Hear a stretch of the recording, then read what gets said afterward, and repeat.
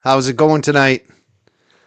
I turned my mic down a little bit, my new mic. I don't have too much control over it beyond a knob. Last show, it seemed like it was a little loud. Let me know if it's too low this time.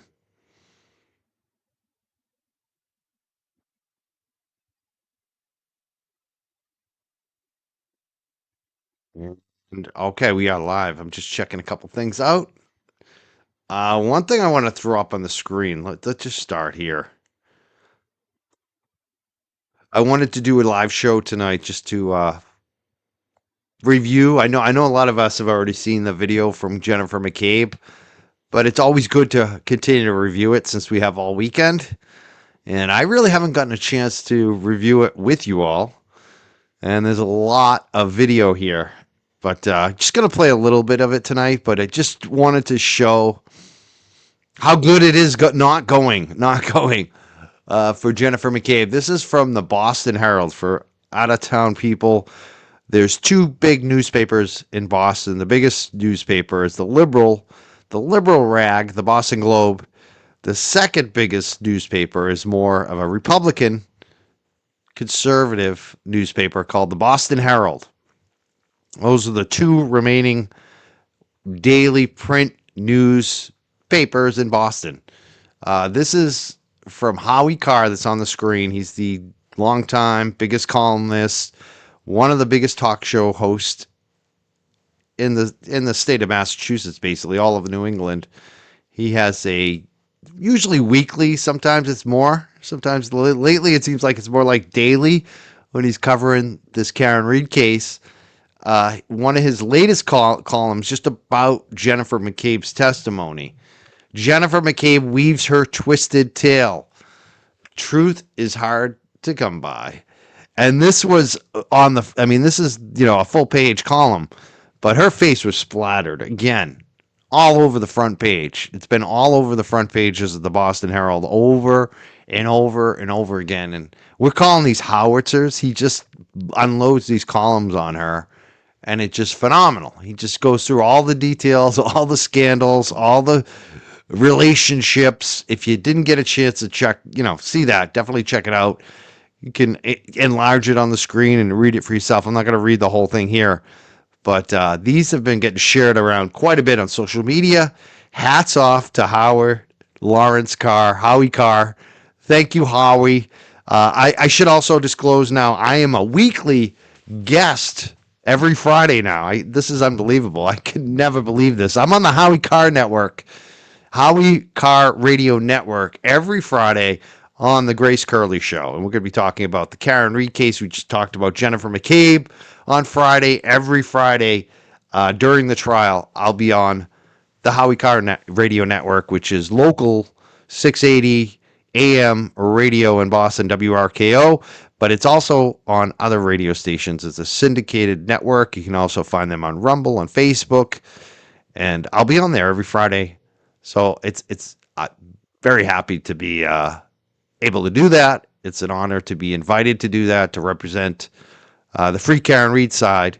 So that's amazing. And this is Howie Carr. This is his column, one of his latest columns in the Boston Herald. And it just shows you how not good, no matter what these anti-Karen Reed people say. If you listen to Baghdad Bob,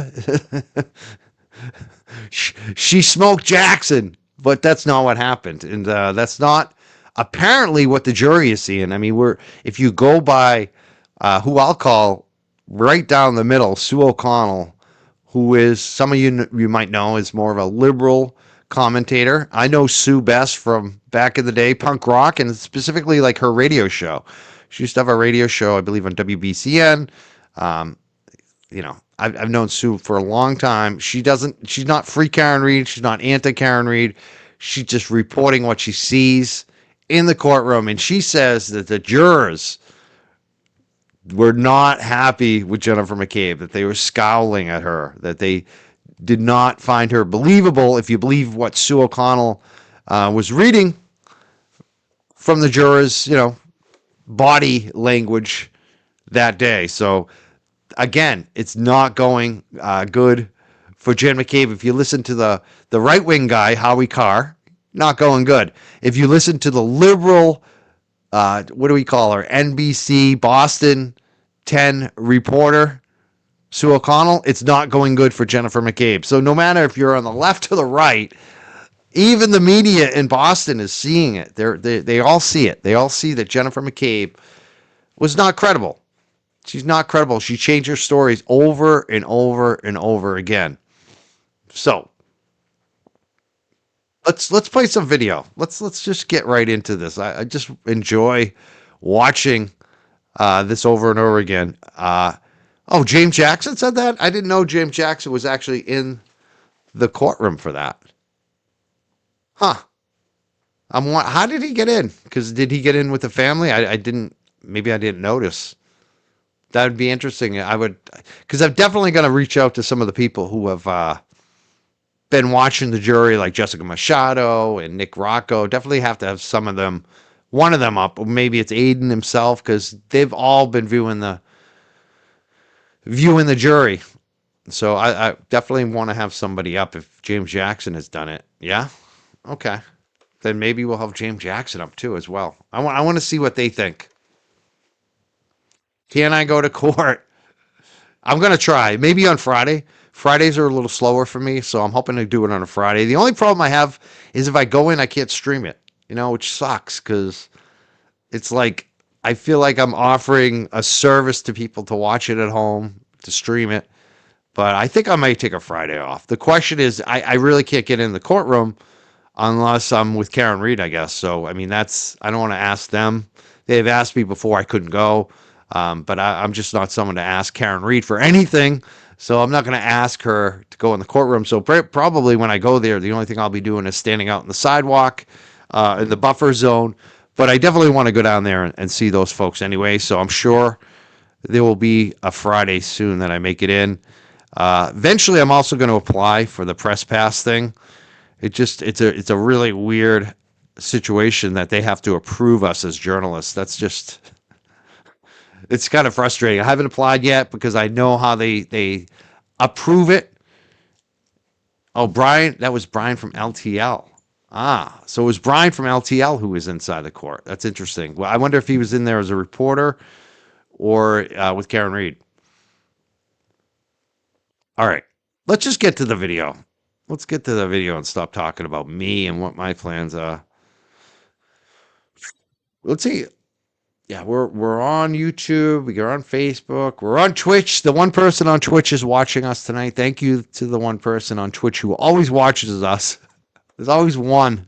Eventually, I got to log into Twitch and see what's going on with that account. But it's funny. There's only one person who seems to watch us every time on Twitch. We always get a lot of people from Twitter and YouTube and Facebook and LinkedIn, but there's just one person watching on Twitch. Yeah, yes, it is. It's a gaming video website.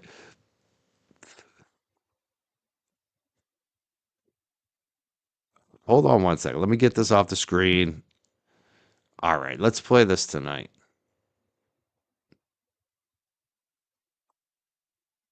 There we go. There he is. Tax cut. He says, please with the video game. I love you, Tax cut. You're always on the Twitch. You're the one on Twitch. Thank you so much for watching on Twitch. Get some of your friends to watch too as well on Twitch. Twitch is just another video streaming platform. It is used by a lot of gamers, but there's also other shows on there as well. It's another video platform, live video platform. I think it's owned by Microsoft now. All right, let's play this video.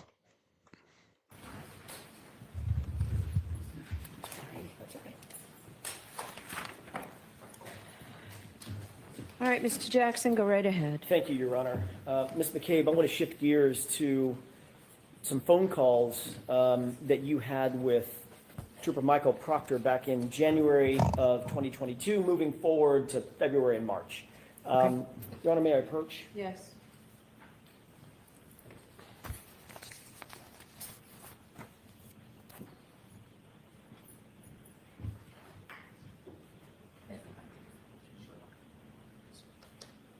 Can you Thank tell you. me, Ms. McCabe, if you recognize those documents that I just handed you? Yes, this first one looks like a Verizon record of my phone. Okay, and what about the second document? Phone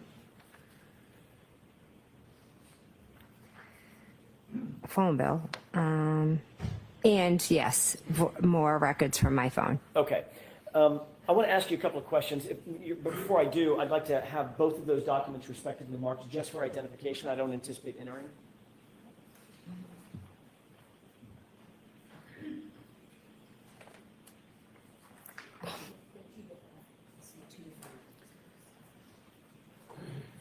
M and N for identification.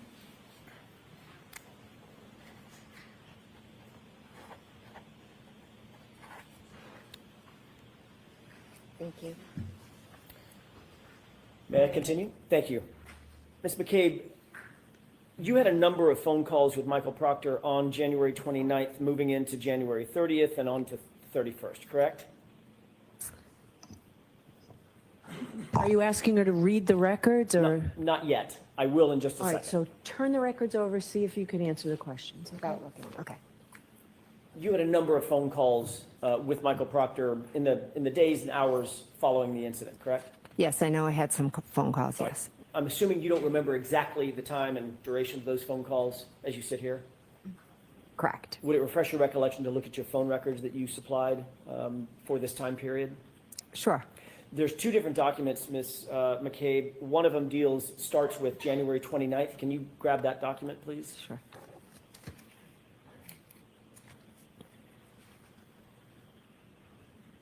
Okay. You should see some highlights on that document. I do.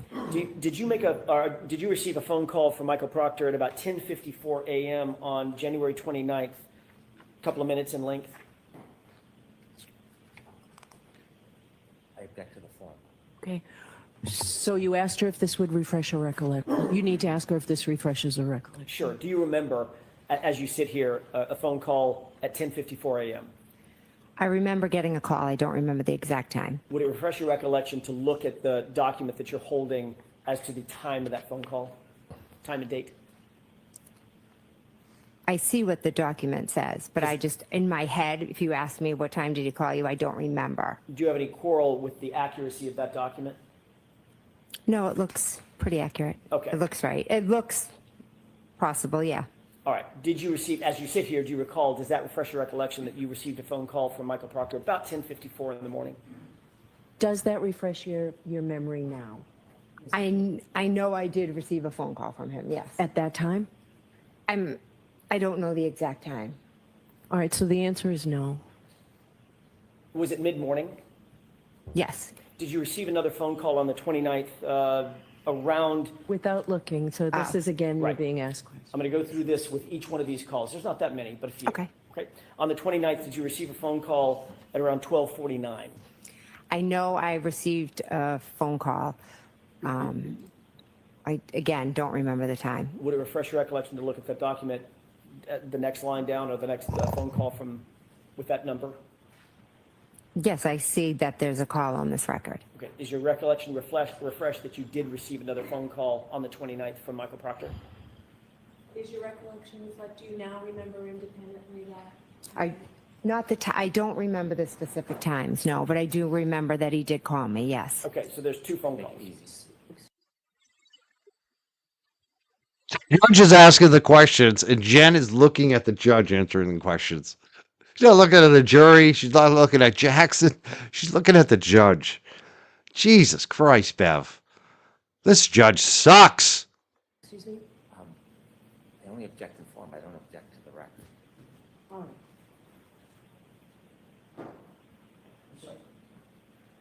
So I guess the record is fine, but if you're asking it whether she remembers, you're not going to get anywhere, Mr. Jackson. Well, then I'll just, I'm being told that there's no objection fine. to the record, just the question where you're incorporating several things from the record. Fine, then that'll speed things along. I Is that the appreciate nature of that. the objection, Mr. Brennan? Yes, I have no objection to the data coming in. Thank you. I'm just going to speed things along, and I appreciate Mr. Brennan's assistance with that. January 29th, you see the record indicates a phone call from Michael Proctor at 10:54 a.m. Yes. You also see on that same record a phone call on January 29th coming in from Michael Proctor at 12:49 p.m., correct? Yes. Moving on down to January 30th, you see a record of a call at 9:51 a.m. from you to Michael Proctor, correct? Yes. January 30th, about a minute later, you see a phone call from you to Michael Proctor lasting about 22 minutes, correct? Yes.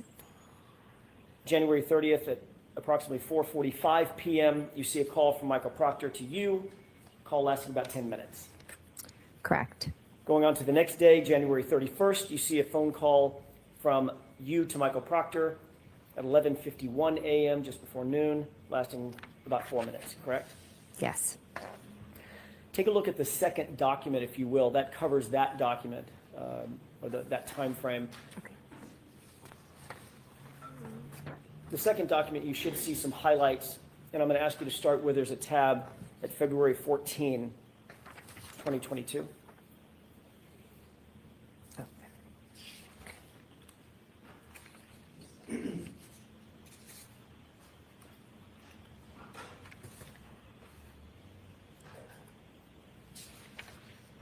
I don't, am I looking at the second one or the, May I approach you? Yes. this one? Yes.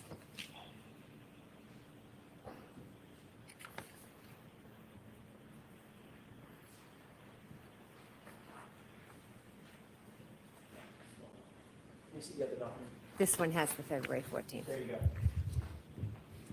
Thank you, Ms. McCabe. Taking a look at that document, and by the way, for the record, which one is that, M or N? This is M. M as in Mary. Mary, yes. Thank you.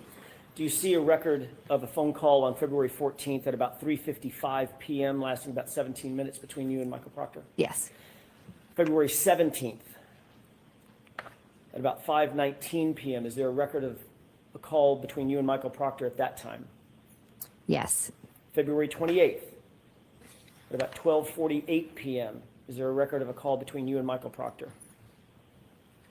Yes. On the same date, February 28th, do you see a call at 4:34 p.m. with you and Michael Proctor? Yes. March 1st at 10:16 a.m., do you see a record of a call between you and Michael Proctor lasting 10 minutes? Yes.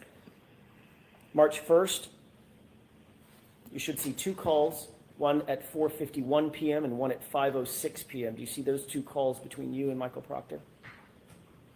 Yes. One was 1 minute and the other was 2. Thank you. Those. And staying on that same date, at 5:50 p.m., do you see a call on March 1st between you and Michael Proctor lasting about 12 minutes? Yes. And then finally, on March 29th, 2022, do you see a call at about 3:27 p.m. lasting about 4 minutes? I'm sorry, what was the date? March 29th? Oh, okay, yes. Okay. And that's about a 4-minute call at 3:27 in the afternoon. Yes. Okay. And you had in fact, and that's all I have on those records. Thank you for Okay. that, Ms. McCabe. You had in fact met Michael Proctor in person on January 29th, correct? Yes. He was actually in your home and personally interviewed you, correct? Yes. Not only did you have him in your home, it was for the purpose of a formal interview between the two of you in person. Is that right? Yes. That was the time that Brian Albert was there Yes. in your home as well. Yes. And you had at least, I think we went through about 14 phone calls with Michael Proctor in just the next days and weeks, going all the way up through February and March. We've just gone over those, correct? Yes, there are calls, but you're right about the number of calls, but some of them, I don't even know if they were answered. And of course, that doesn't, and now that may be true, but you were communicating back and forth. Listen, the question, Miss McCabe, she's always trying to minimize with extra bullshit. Couple super chats came in. I want to acknowledge. Also, this one, muted Mike if you were talking. I was purposely muted there. You may see me mute a little bit tonight because I got Charlie over here. And Charlie is geared up for dinner. Eventually, I may take a break and just keep playing the video and go feed him. But he's in the kennel next to me. He's locked up because he will get in trouble right now. He's all hyperactive tonight, and this is when he gets into trouble. So I got him kind of locked down right next to me, and he just keeps crying because not because he's upset to be in there. He actually likes to be in there. He's upset because he wants more treats. He keeps on. He knows if he cries that I'll reach down and give him another treat. So it's a game. And sometimes I just have to say, no, Charlie. You've already had enough treats. No, Charlie. He's being good right now. So that when he's good, actually, is when I'll give him a treat. Like right now, he's being good. So he gets a treat. He's not crying. Let's give Charlie a treat. All right, here's your treat, Charlie. Good boy. Now, no crying. There we go. So he's got his treat. Now let's get to the super chats. Thank you so much for the comment and letting me know if I'm muted. I always appreciate that. You guys bail me out so often. I got this new mic. I don't think it's going to be as much of an issue being muted. It's like right in front of me. It's different than looking at the board. So I don't think that's going to be as much of an issue. It'll probably still come up, but not as much. Dalen says, why do you think Paul had to move to the back? I can't believe it took this long. Yeah, right? It should have been something they probably did trial one, honestly. With his kind of behavior, unfortunately, I don't like to go after the family. I'm not that guy. But geez, he has not handled himself well. I think it's obvious why they moved him to the back. He's a family member, so they probably don't want to kick him out. I mean, if it was anyone else, he probably would have got tossed out, at least for a period of time, like as a punishment. But I think because he's a family member, they moved him to the back because he has been a little bit inappropriate sitting there, with his faces and his expressions and his steering. It's just a little much, It's like he's trying to influence the jury. That's what I feel. That's my opinion. I don't know that for a fact, but what I've heard through the grapevine, and again, it's not backed up. It's not, but I believe it. I believe that he was moved to the back because of some of his behavior, unfortunately. Bill Foster says $4.99 says Matt McCabe is going to have to wear a crucifix the size of Flavor Flav's clock to get through this cross exam. Right? He should have like the big, like just huge cross, like just like the biggest cross, like one of those ones that the Catholic pontiffs walk out with, the big crucifix. He's got to have one of those hanging on his chest, like bigger than the rap guys wear. Absolutely. I'm looking forward to that. It's funny because we asked Betterow the other night which testimony he was looking forward to. He said Higgins. I am looking forward to Higgins, definitely. Higgins is going to be entertaining, but it's just that Matt McCabe. I think he's the one that I'm looking forward to the most right now. I want to know. We should do a poll right now. Can I do a poll? Let's get the YouTube up. I want to do a poll with you guys. Let's just put up those two. Just those two. Hold on one second. Let me get this poll going. Hopefully you didn't hear that.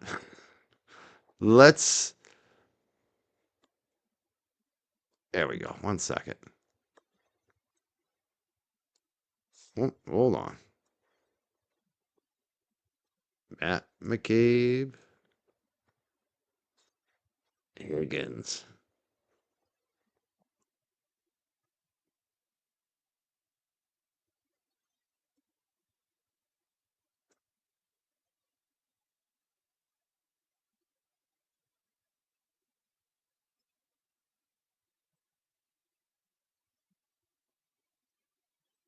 All right. All I'm asking of this poll is which do you think will help Karen the most? Matt McCabe or Higgins? Not even who you're looking forward to the most. I want to see who you think will actually help. That's a different question, isn't it? I guess I would probably maybe even go towards Higgins. I'm not sure. Actually, I think they're both going to be helpful. This is a tough one. Right now, it's 50-50. I don't know. But I know I'm looking forward to Matt McCabe. I don't know why. I just think his testimony last time. But I just want to see what you think. Who's going to be most helpful for Karen, Higgins, and Matt McCabe? That's in the YouTube chat. We'll take a look at that in a few minutes here. Certainly. Yes, In the weeks and months following. yes. And that doesn't include those records, just for brevity's sake, those records stop in March. But there were more communications in April, May, June, July, August, correct? I'm not sure about that. I don't know. I think initially, I just got to comment on this one. Glam masseuse. I know I shouldn't say that word, right? The T word. Anytime I see the T word, Charlie could be doing whatever. Just his head will. He'll be with his mama. If I say the T word, he just looks right at me. He stops everything he's doing. I'm just looking down to see if he's even reacting to the T word. Nope, it's not that. He doesn't. I got to say the full word. You're right. I'll try to stop saying it. we communicated, but I'm not sure how long it went. So. And then I know we started communicating again in the summer of 23, I believe, or April of 23. So you had spoken with Michael Proctor on the phone many times. We've just gone over those records, correct? Yes. You met him in person on the 29th. Yes, when he came to interview me at my house, correct? You just took the words out of my mouth. That was for a formal interview with you, correct? Yes. And it was in your house that you met him for that formal interview. Yes. And that was probably for some time. It wasn't a 2-minute conversation. No. Then in September or October of 2023, you were interviewed by Lieutenant Tully, correct? I have been interviewed by Lieutenant Tully. I don't recall the date. And you indicated just now that you began picking up conversations with Michael Proctor again in the summer of 2023, correct? Yes. So there were many more communications at that time, just before the September-October timeframe of 2023.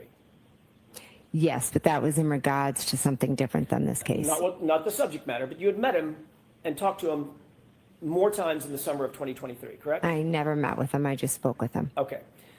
In that interview with Trooper Tully, you were specifically asked about your relationship with Michael Proctor when Trooper Tully sat down with you in that, I think it was a September or maybe it was an October interview, correct?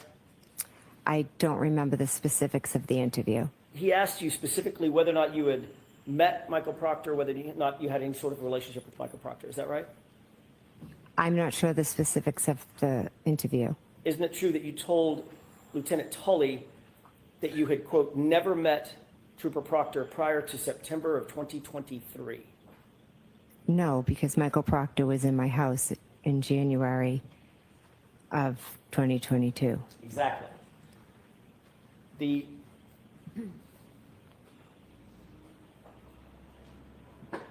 interview with Trooper Tully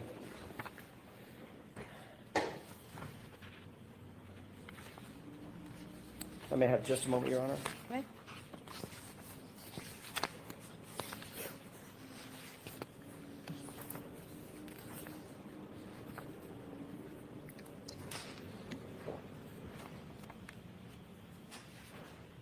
Come on, Jen.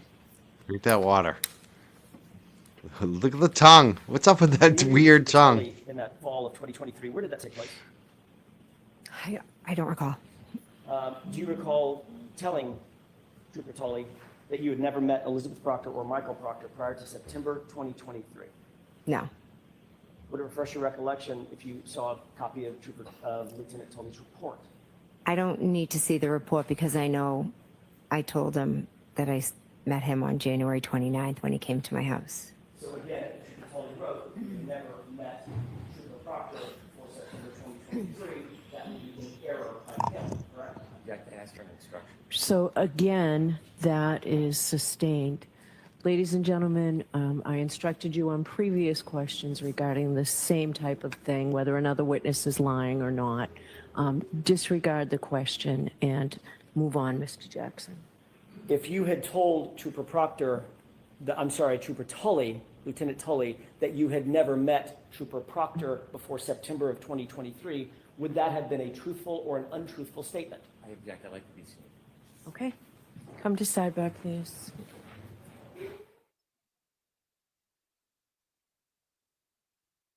Sidebar. That's what's so painful about trying to replay this shit. The amount of sidebars. Let's try to get through this.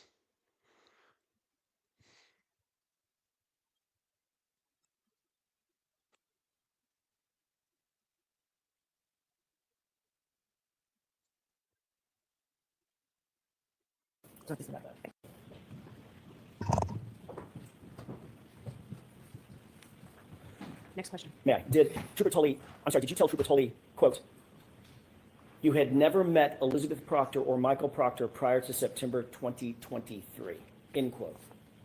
I had never met Elizabeth That's not my Proctor question. prior. Well, there was a, Did you tell Trooper Tully, Lieutenant Tully, that quote? if I can break that quote up, because it's two thick parts. No, you can't. So my this has question been is my asked question. and answered. Move on, Mr. Jackson. Do you deny, as you sit here, telling Lieutenant Tully that quote that I just read? Do you deny it? Sustained. Move along. The question's been answered. Let's talk for a second about your phone calls to John O'Keefe on January 29th, 2022. I'd like to go through those calls with you briefly if I could. Your Honor, this has previously been marked Exhibit 26. Okay. Mr. Brennan has a copy, if I may. Yes. Thank you. Do you want this one? Back that. Thanks.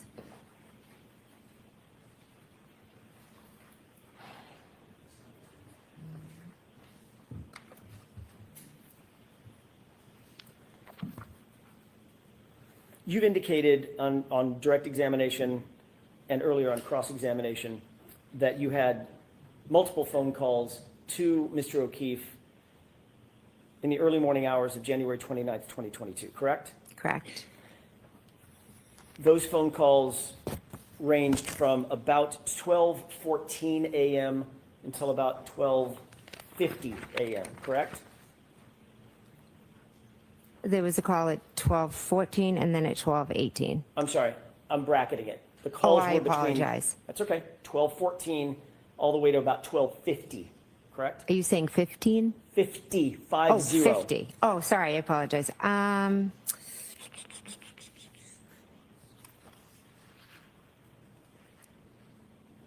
Yes, You called John O'Keefe at 12:14 and 31 seconds,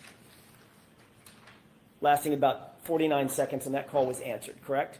yes, And you see that reflected in Exhibit 26, is that right? yes.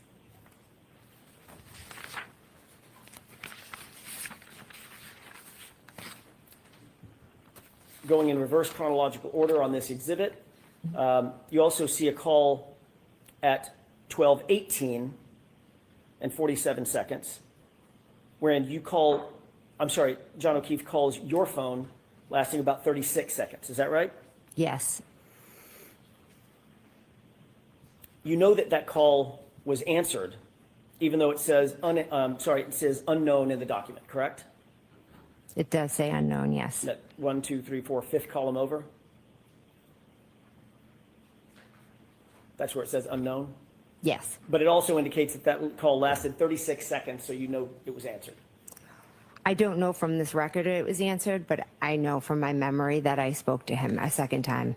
Yes, You also made a call, moving out to the page before this, starting at the bottom of the page, at 12:29 and 44 seconds. There was a call from you to John O'Keefe's phone lasting 7 seconds, correct? that's what it says. And the record indicates that it was an answered phone call, correct? According to the record, it was answered, but I never spoke to him. You deny speaking to John O'Keefe at 12:29 and 44 seconds. Yes, I never spoke to him after 12:18. Okay. Moving up, 12:41 and 10 seconds. There was a call from you to John O'Keefe's phone indicating that was missed. You see where it says missed? I do. 12:41 and 59 seconds. There was another call from your phone to John's phone, and that was also indicated as missed. Correct? Correct. 12:43, 19 seconds. You called John O'Keefe, that was a missed call. Correct. 12:46 and 16 seconds. You called John O'Keefe's phone, and that was a missed call. Correct. 12:47 and 52 seconds. You called John O'Keefe's phone, and that was a missed call. time Karen's already back at John O'Keefe's house. Jennifer McCabe is still calling John O'Keefe. What is that all about? I mean, come on. Something very fishy about that. I mean, I've heard a lot of people suggest maybe if John is actually knocked out at that point, maybe his phone fell out. Maybe his phone, they were looking for his phone, so they're calling his phone. I mean, that makes sense, right? Why is she still calling him that after they left? After Karen left? Doesn't make any sense. Who does that? Keeps calling somebody that doesn't pick up. But whether they're coming into a party where obviously any other person would assume, oh, they decided not to come in. They left. She keeps calling them.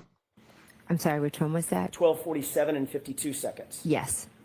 At 12:50 and 37 seconds, you called John O'Keefe's phone, and that was a missed call as well. Yes. Ms. McCabe, there's 7 Yeah, you could ask that question all the time, Janelle. Why lie about it? Oh, actually, this is the wrong comment. Janae, sorry, Janae. There's another comment that said, "Why lie about it?" I mean, that's the big question. Why lie about it? Why be so dishonest about everything and just object to everything and be so suspicious? Yeah, here it is. Stephanie made the comment. But most importantly, why lie about it, right? And why be so, she just fights everything. So difficult. 7 calls.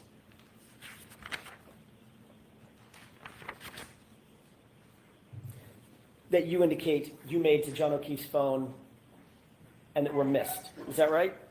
According to this record, yes, they were And calls that missed. comports with your memory, correct? You indicated that you had called him multiple times that morning and there were missed calls, right? I called him, but I also think that some of the calls I might have done inadvertently. Well, we're going to get to that. Inadvertently. My question is, Oh, that butt comports with dials. Your memory. Inadvertent butt dials. Oh, come on. Please. Inadvertently. Some of those calls. How many, Jen? How many were inadvertent? Come on. 1? 5? 7? BC Natalie, thank you so much. She says $5 Canadian. She says, me and my 2 chihuahuas, Winston and Finn, say thank you for this Sunday live. We're all laying out in the garden, enjoying the sunny afternoon with you. Oh, you're so lucky that you're getting a sunny afternoon. It's raining over here in Massachusetts right now. It hasn't been that great of a day. But hey, we've had some pretty good weather. So enjoy your weather. I love your little pose. I don't know if this is gymnastics or yoga, but it's impressive, your avatar there, BC Natalie.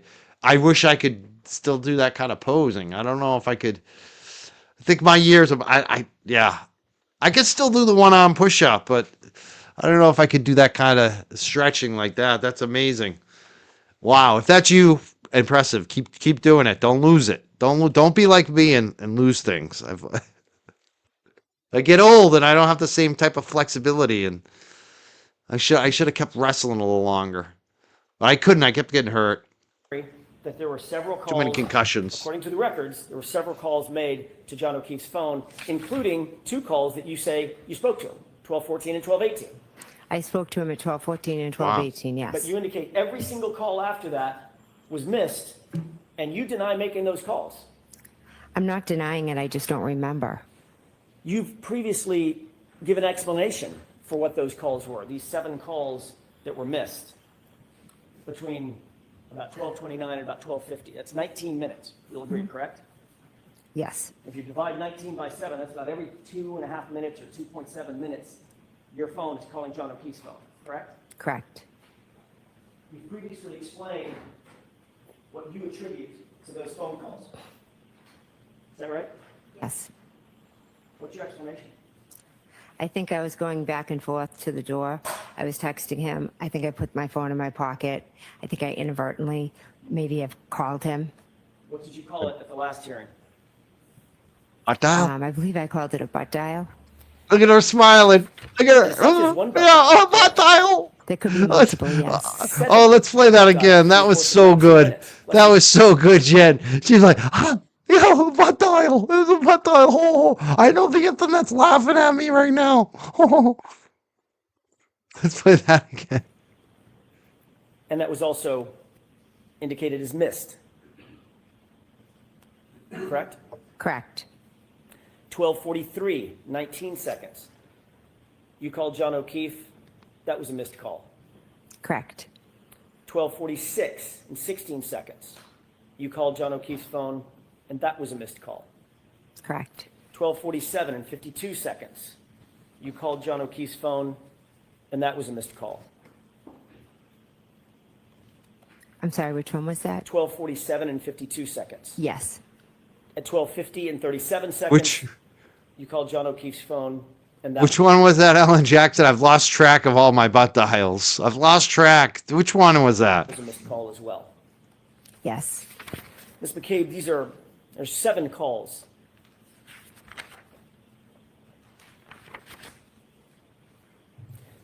That you indicate you made to John O'Keefe's phone and that were missed. Is that right? According to this record, yes, they were And calls that missed. comports with your memory, correct? You indicated that you had called him multiple times that morning and there were missed calls, right? I called him, but I also think that some of the calls I might have done inadvertently. Well, we're going to get to that in a second. My question is, that comports with your memory that there were several calls, according to the records, there were several calls made to John O'Keefe's phone, including 2 calls that you say you spoke to him, 12:14 and 12:18. I spoke to him at 12:14 and 12:18, yes. But you indicate every single call after that was missed, and you deny making those calls. I'm not denying it, I just don't remember. Don't You've remember. previously given explanation for what those calls were, these 7 calls that were missed. I gotta say something too. Like, butt dials are actually possible on an iPhone. You can forget to turn off your phone, especially after you just talked to someone. So she could have just talked to John O'Keefe and then put the phone in her pocket and redialed them. That's definitely possible. It can happen even with an iPhone, but it doesn't happen 5 times in a row. And you do not remember doing it. Like after the fact, I don't care if it's the next day or later that night, you look at your phone and you realize, holy shit, I just called him 5 times. So she's being dishonest. This is not honest. Even if she did do a butt dial, which I don't believe, an inadvertent call, she would remember it. She would see later on, oh shit, I just called John 5 times in a row. He must think I'm nuts, right? Isn't that what you do? I mean, anytime I butt dial anybody, I feel like a little bit like sheepish, guilty. I'm like, oh shit, they're gonna think I'm crazy. I just butt dialed them. It's 1 a.m. Holy shit, what am I doing? Right? She doesn't remember. I don't buy it. On that traumatic night, I don't buy that you don't remember that. I don't buy it. Especially since we know she went through all her timeline shit. You don't think she went through her phone? Come on. Bullshit. Bullshit, Jen. Between about 12:29 and about 12:50. That's 19 minutes. You'll agree, correct? Watch us laugh. She If you does. divide 19 by 7, that's about every 2.5 minutes or 2.7 minutes, your phone is calling John O'Keefe's phone, correct? Correct. Yeah, you leave a butt dial message. Can you Exactly. explain what you attribute to those phone calls? Is that right? Yes. What's your explanation? I think I was going back and forth to the door. I was texting him. I think I put my phone in my pocket. I think I inadvertently maybe have called him. 5 times. At the last hearing. I believe I called it a butt dial. Look at that smile. And it's not just one butt dial, correct? There could be multiple, yes. 7. It could be. butt dials It could be in the course of multiple, 19 yes. minutes, less than 20 minutes, correct? That evening, I wasn't paying attention to butt dials or calls. I was going back and forth, listening to music, being with. Look at shut her eyes, remembering. She is so full of shit. She is so full of it. I'm sorry. I'm not buying this at all, Jennifer McCabe. Not buying it. Family. So if I inadvertently called his phone, I did. Not inadvertently called him once. 7 times, correct? According to you. According to the record.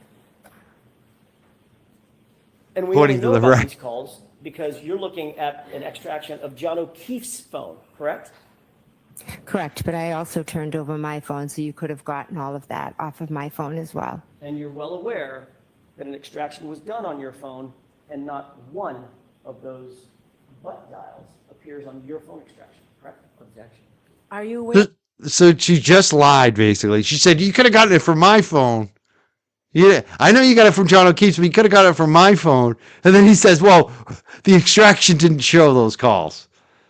I mean, if you're a juror right now, if you're paying attention, you got to be like, wow, right?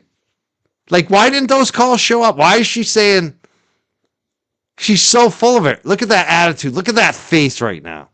And you know what else did her in? Is just the difference in the way that she acted between Hank Brennan and Alan Jackson. Totally different. Totally different. You can so see it. Am I too loud? I'm sorry. Let me turn it down. Is this better? Is this louder or lower when I turned it down? I gotta get used to this new mic. It's weird because it doesn't let me hear how I sound, so I don't know if I'm too close to it. Maybe I should go back to the old mic. I don't know. We'll see. Is it better now? Better now? This is as low as it goes. Maybe I should just move it forward more. Because when I get animated, I move forward, and I think that's when it wasn't sounding good. Yeah, too close. Okay. I think I think this might be better for when I do the interviews, and the old mic might be better when I do the solo shows and get all fired up. All right, I moved it away and I turned it down. So let's get back to this. Thank you for the feedback on the audio. Aware of that? I am not aware of that. Next question. Weren't you confronted with that at the last hearing a year ago? Whether or not those phone calls actually exist on your phone logs? Objection. Do you remember that? I remember you asking previously, yes.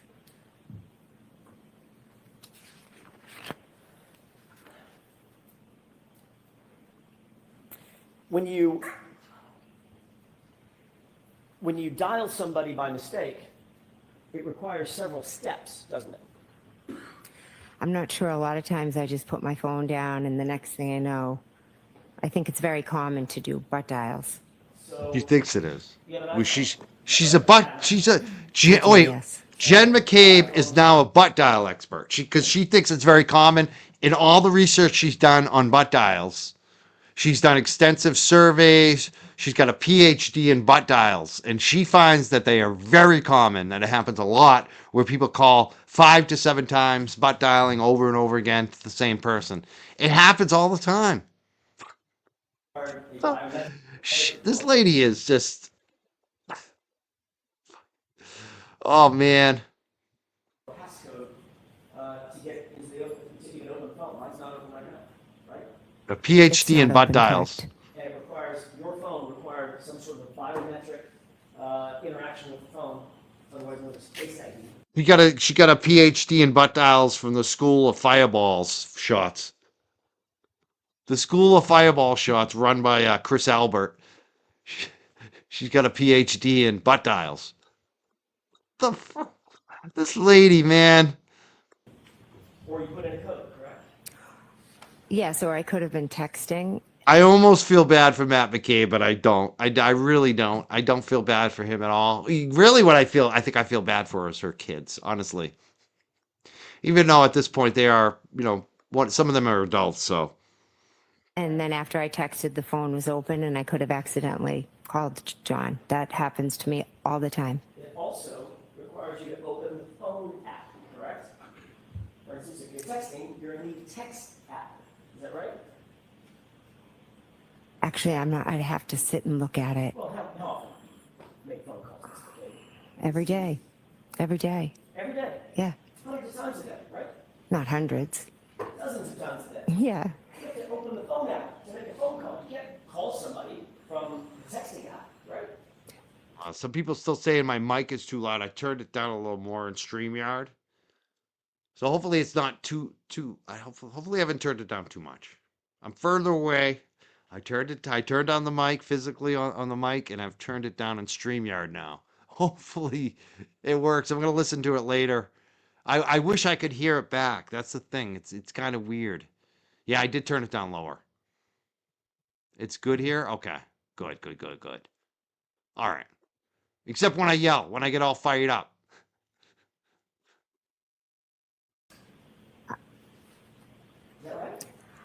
I'm not sure. I don't know what to tell you. There's a list of apps at the bottom of the phone? Yes. Messages? Mm-hmm. Oh, right. Is that yes? Yes, and maybe I accidentally hit the last thing, the last call, like since I had talked to John. Rather, at this point, I would ask the. Over and over and over and over and over again. Answer my question. I believe she is. Go ahead and finish. And didn't realize that she did it. Didn't know if she actually did that. But hey, what a friggin' joker. This lady is so full of shit. Yeah, her eyes too, I know, right? Oh man, her attitude, it just I think the jury picks it up. I really do.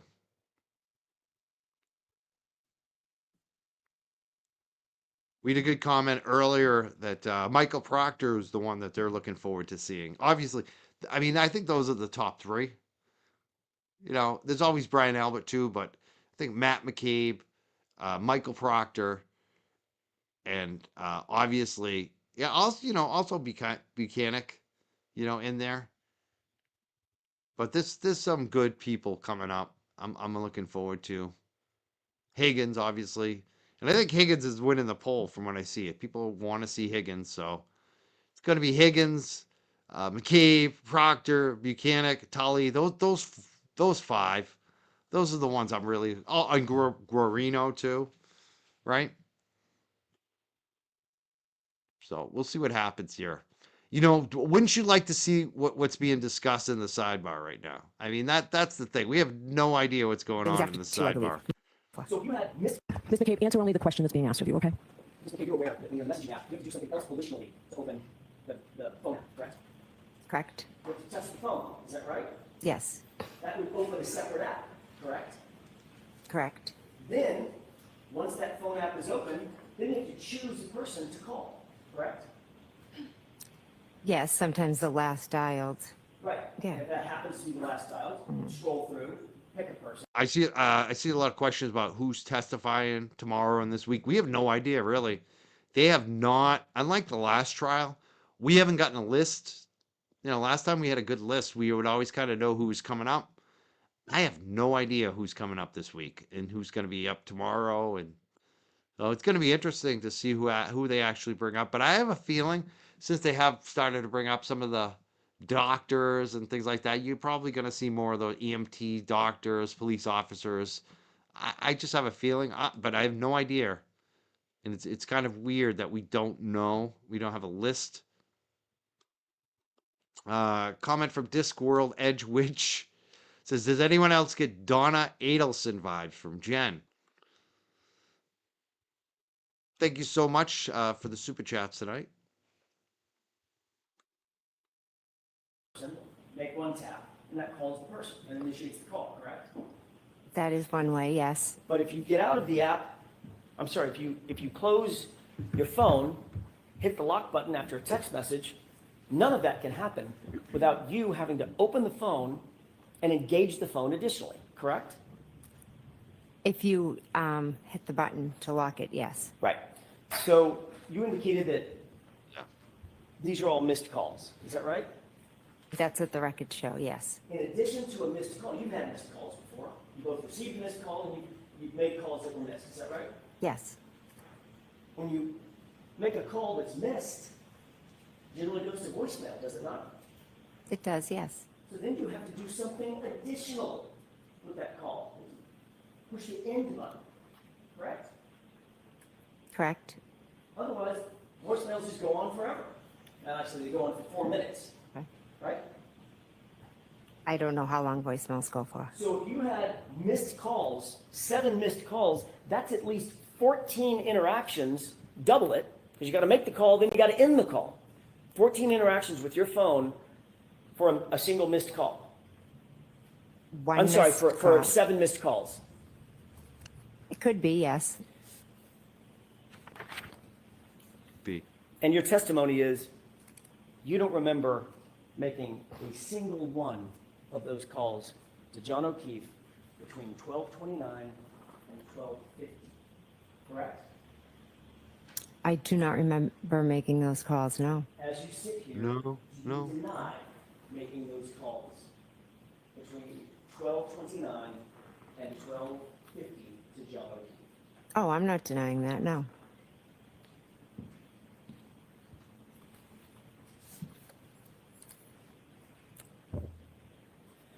I'd like to ask you a few questions about January 29th, a little further on in the morning after you got home from 34 Fairview. Approximately what time did you get home? I'm not sure, maybe around 11:30, 12, I'm not sure. 11:30 or 12? It could be 11. Are you talking about, I'm confused, are you talking about, Let me rephrase the question. okay, sorry. On the night of the early morning hours of January 29th, 2022, when you left Fairview. Oh, I'm sorry, What okay. time did you get home today? It was after 2, I believe. I'm not positive. You went upstairs, is that right? Yes, You began to engage with your phone at that yes. time. What application did you open up on your phone once you got upstairs? It could have been Hockomock Sports. I'm sorry, I'm backing up foundationally. What Okay. application on the phone? Was it Safari? Oh, okay, yes. I think, yes. You use Safari as your browser? I'm not sure what I used. You opened up a search engine as well within that browser, did you not? I just know I Googled Hockomock Sports, I believe. I'm not sure what app I opened or how I went about it. So Google is a search engine. You use Okay. Google. Possibly. I mean, that's just an expression, but I'm not, if you could show my record, I'm not sure what app I. Seen an iPhone before. I'm not sure that's an iPhone. Could you show me the record that that's an iPhone? What's an app? I don't even know what an app is. Can you define what an app is? I mean, this is just come on, lady. Come on. You know you have Safari on your phone. You use an iPhone. Everybody know. I mean, come on. I don't know if it's Google, Yahoo. I don't know. Maybe it was the index. I don't know. I mean, come on. I opened Well, or Ms. what. McCabe, you've seen this record many, many times about that search early in the morning hours, correct? You know that it was a Google search. It was Google. Okay, it was a Google search. Okay, so it was a Google search. Oh yeah, now she admits it. Oh Using yeah, the it was Safari Google. Oh yeah. Okay. Oh yeah. Now I remember. Now I remember. It's Google. Are you kidding me? She knows everything.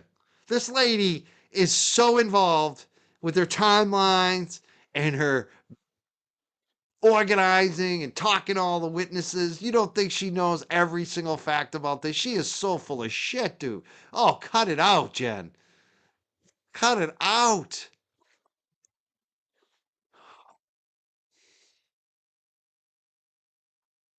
Do I need to turn Jen McCabe's audio up? Is that what you're saying? It's not loud enough? I hate when that happens. I'll turn it up as loud as I can. Let me do the voice boost. I just get so annoyed by it. Maybe I need to go back to the mic when I'm reviewing video. I'm gonna have to listen to this later. I think it may be too loud on this mic. Okay. Especially when we get You funny indicated stuff. that you were Google searching Hockomock Sports and something about Ozone? Yes. Ozone Sports or It Ozone was Basketball? Yes. What time was it that you did that Google search? It was when I was home up in bed. I don't have an exact time. About 2:27 a.m., correct? I'd have to look at a record. I don't recall You off the top certainly of my recall head. that time frame, don't you? I know I was home and I Googled that, but I don't remember the exact time. You do recognize 2:27 a.m. I do recognize it, but it's not from me remembering it from that night specifically. It's from me learning afterwards. And what you learned afterwards was there was a Google search at 2:27 a.m., right? I mean, that's a layup, to use a basketball term. I love she's using Ask Jeeves.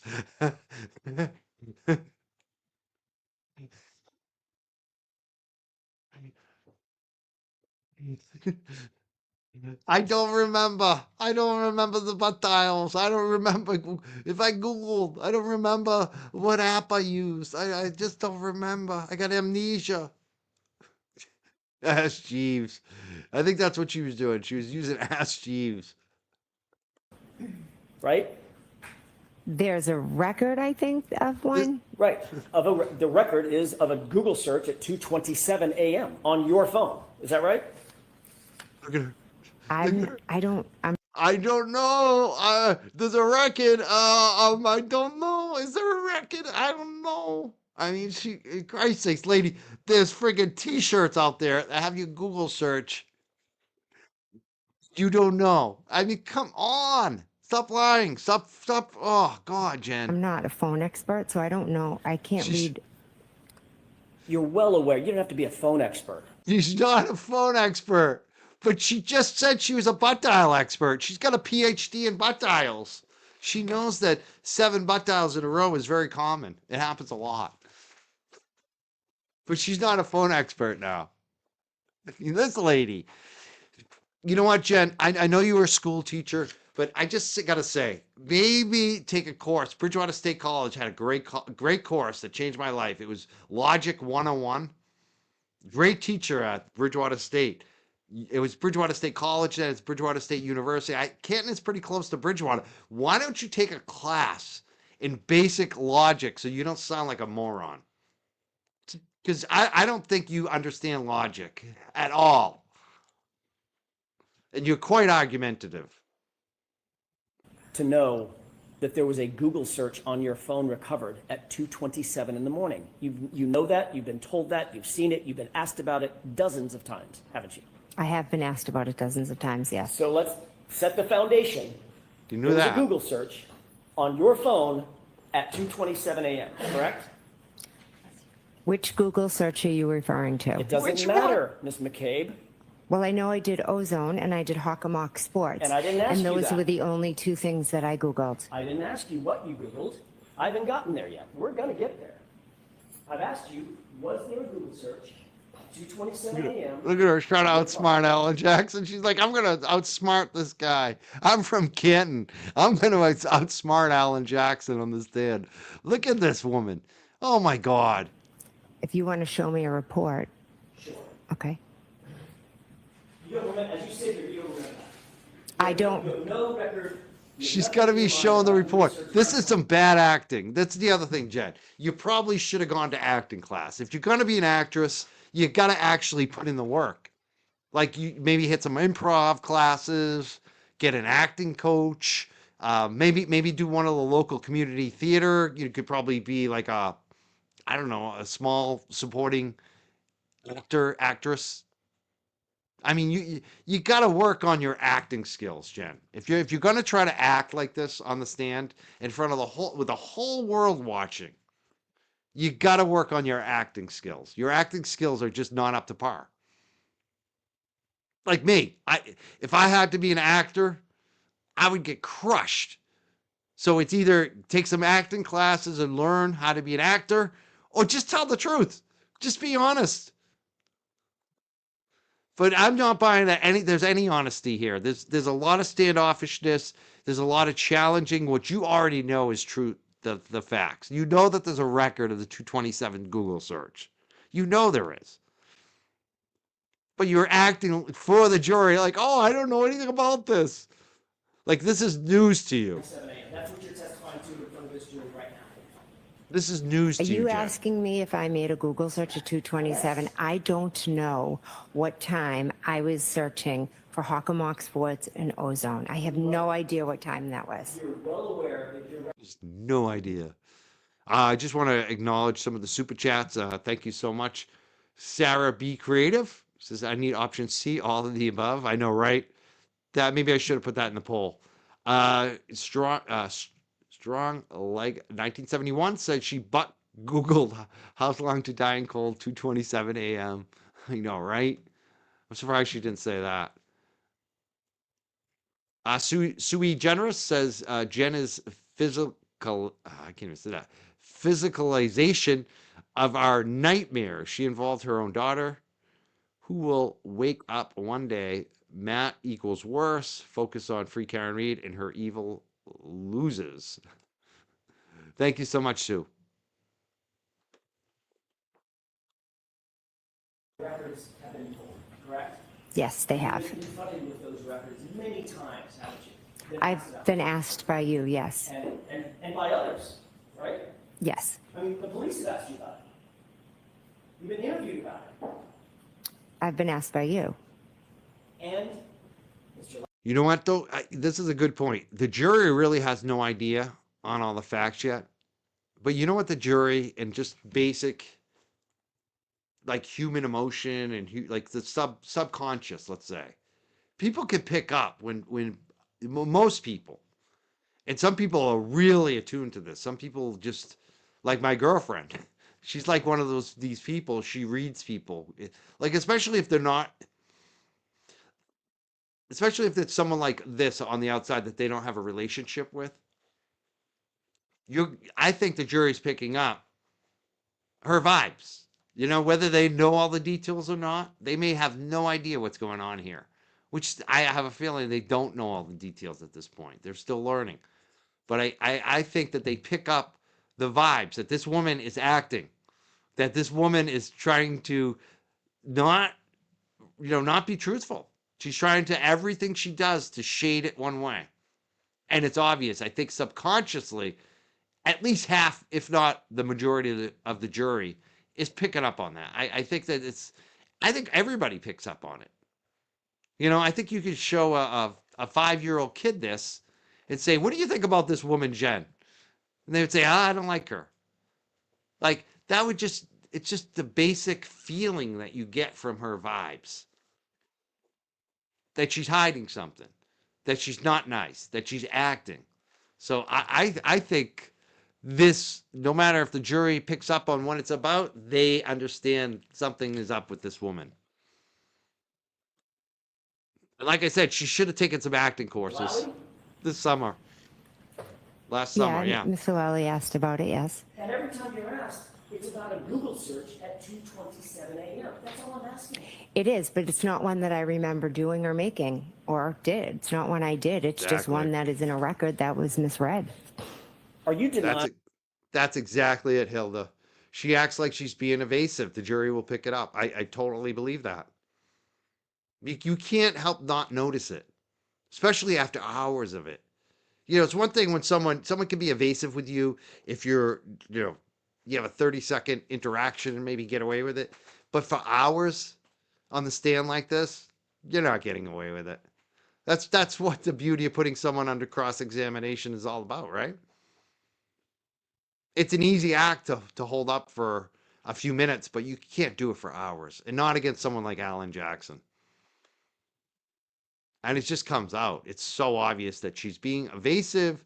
She's not being truthful. I mean, look at her facial expressions. That you made a Google search at 2:27 a.m.? If you could show me this Google search, If you could show I'd me. appreciate it. Really, Jen? Really? That's your answer? If you could show me. You need to be shown it now. After all of this, she wants to be shown it. Like, she knows that the record exists. She knows that what the record shows. She's seen it over and over. She knows the shit like the back of her hand. But I need to look at the record now. This is all for the jury.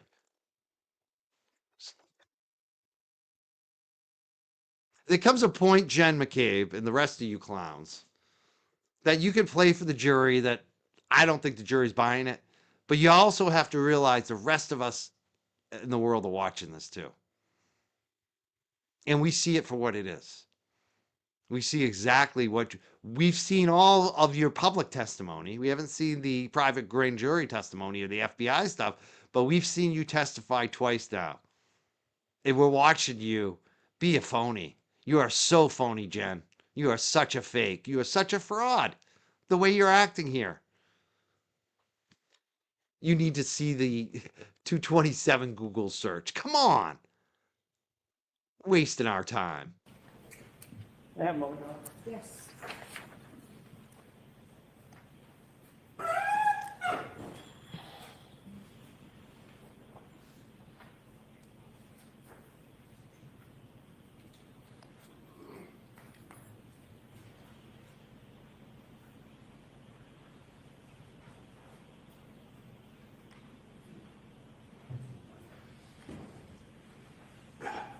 Yeah, Court TV. Jen was credible. I know, right? Some of the jokers on there. Oh my God. There's this other lawyer too that came at Aiden. This guy Josh Schiffer. I actually invited him on a little while back onto the show. He didn't get back to me. Like, well, first he said email me. I email him this long. He doesn't even get back to me.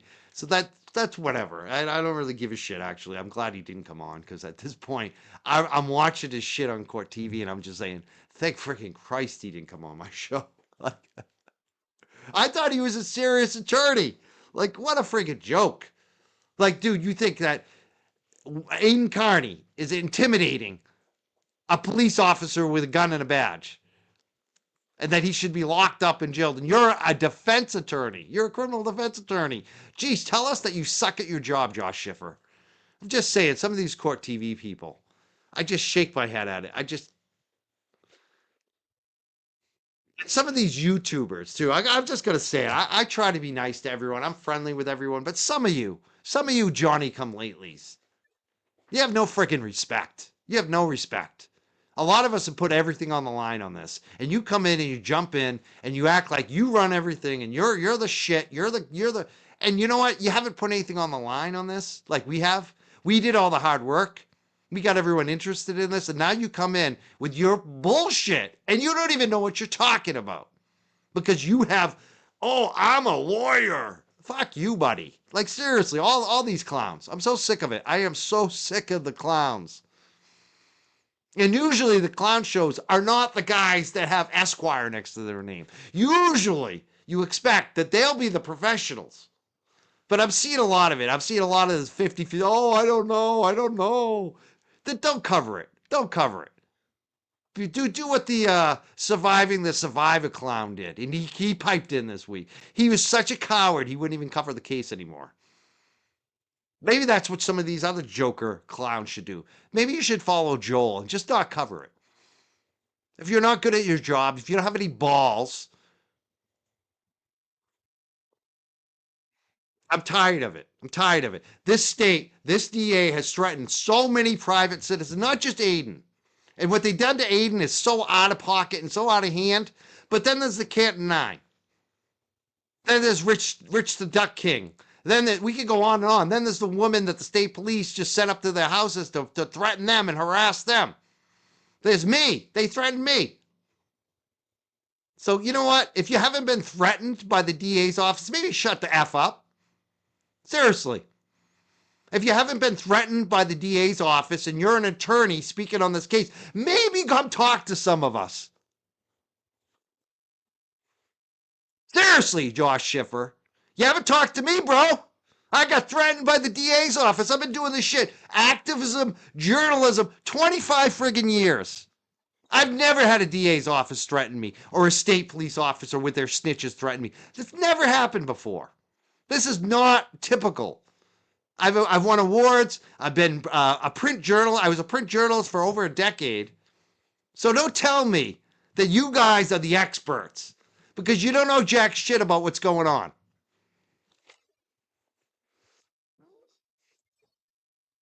And they're going to throw Aiden back in jail, and you're saying, yeah, bring it on. Let's go him in jail. Hopefully you're next. Hopefully they come after you, Josh. And you big time. Oh, you're a lawyer. You'll be protected, right? You don't give a shit. You're not a journalist. He thinks it's a big joke. He thinks it's funny. How the hell do you be a defense attorney and you think this shit is funny? I'll see counsel outside, but I will, if Ms. Yeah, Little wants. don't get mad. Get even. You know what? I'm getting even. I'm getting even. I'm getting even. I'm tired of it. I'm tired of you friggin' you carpetbagging lawyers who come in and you make sport about this on court TV and your social media, and you have no skin in the game. You haven't talked to any of us. You didn't talk to the Canton Nine. You did. Some of you guys weighed in. This is Kurt Nero, whatever his name is. He's weighing in. He doesn't even know that Meredith is Turtle Boy's girlfriend. Like, what the hell are you guys doing? If you don't know what you're talking about, shut the hell up, especially if you're a professional. Yelling at my screen again. I'm sorry. They got no skin in the game. None. And then they think it's funny. They think it's funny. He may be wonderful. I didn't think his comments were wonderful. I thought they were ignorant. I thought his comment saying exactly back to this woman who was going after Meredith and saying, I don't know why people that don't know these people get so fired up. Well, that's our boyfriend. So I thought his comment sucked. I thought Kirk Nurmi's comment sucked on Twitter, and I told him that. Because these people, they throw their 2 cents in. They're supposed to be professionals. They don't know what the hell they're talking about. They don't even know that Meredith is the girlfriend of Turtle Boy. It's like, are you shitting me? We're trying not to have you take a recess, so the lawyers are just going to get something done fairly quickly so that we can continue up into the luncheon recess. Your Honor, may I? Yes. Thank you. That's all these Mr. McCabe, fuckers I are. have a paper That's all they are. copy. All they are is freaking glory hounds. I'm tired of the glory hounds. They want all the glory. They want to be on court TV. They didn't do any of the hard work. There's a reason why Morrissey and Proctor and Tully didn't threaten them. Because they're not anything. They're not exposing anything. They're not a threat to anything. They're nobodies. And they put them on court TV to talk shit that they don't even know what the hell they're talking about. And they don't even mention the fact that Jennifer McCabe made an issue. If you read that affidavit, it seems like Jennifer McCabe requested that they lock up Turtle Boy before her testimony. That's what our friend Jean from Dorchester wrote in her affidavit. None of them mentioned that. None of them take any credence of that. None of them have reached out to me, who has actually talked to Jean. If they were actually about their shit and knowing what's going on, a lot of them would have reached out to me, because I'm the one who has talked to Jean, who wrote that affidavit. None of them have any research skills. None of them have any real skin in the game. And I'm just tired of it. I'm tired of the ones that don't give a shit getting on court TV and spreading shit and then thinking it's funny when people get mad at them. You poke the bee's nest, and then you think it's funny, and you get upset that people are mad at you. But I'm going to ask you to take a look at something that we display on the screen and ask you a couple of questions about that. Can you zoom in?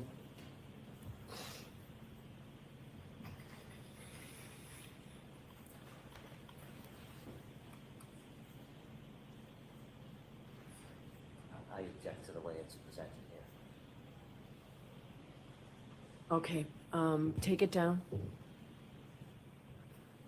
That's not how it appears. You need to get rid of a column. That's exactly how it appears, Your Honor. That's the House of record. Counsel, it's sidebar. Sidebar again. I should have just kept ranting during the sidebar. Thank you for all the super chats. Thank you to Tracy becoming a new member. I want to thank Chrissy Me 51 for enjoying my rant. It's Sui Generous. Thank you. And Glamasus. I know you know what I'm talking about. It's Sarah B Creative. Thank you. And Strong Leg 1971. Thank you so much. That was a good year, 71. Pinky Promises. Thank you. And Sui Generous says, so owners of court TV and news channels are way progressive and worse. They love folks losing rights. The real problem. I wouldn't call any of those corporate stations progressive. I know you folks on the right like to say that, but they're corporatists. They're establishment corporatists. A liberal believes in redistribution. A liberal believes in it's all fake. All that shit, left and right. It's not real. Especially left and right media, they're all corporatists. All they care about is keep dividing people to keep them watching. That's all they care about. It's the money. And you can see so much of that too, where you say the liberal media is so invested in this and that. As soon as Trump came into office, they were like, "Oh, we'll do whatever you want, Trump. We'll settle your laws. We'll give you money." They don't. I think they love Trump, actually, that liberal media, because they get higher ratings. So I think it's all like WWE with what you think is progressive and what's left and what's right. They're all the same. All they care about is the money. And that is basically don't invest into real investigative journalism. That's costly. That takes money. That to present that, you got to spend some time. You got to create a documentary. You got to fact check it. No, let's just have these fools who are lawyers on screen who don't even know what they're talking about, and it'll get everyone fired up on both sides. That's all they care about. That it's a formula. There's no like hidden agenda. It's just a formula to make money. That simple. And it's a lazy one. And that's why they do it. But the thing that pisses me off is not even the owners of the networks, because it's expected. You know what they are. But when you have a criminal defense attorney, I know he's I believe that guy's a former prosecutor, but still.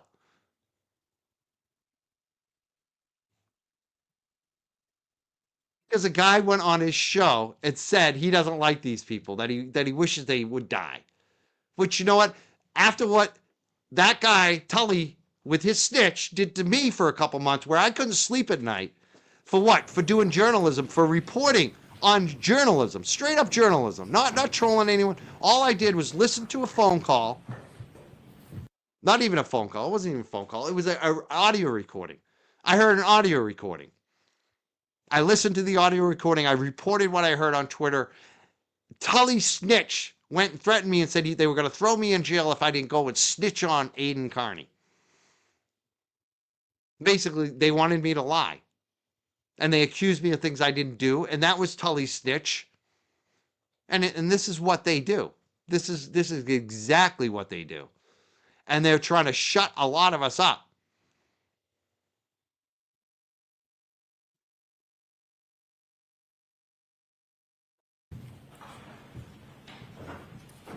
Go ahead. Thank you. Found the paper. Thank you for your patience, Your Honor, and Ms. McCabe. May I approach? Yes. Thank you.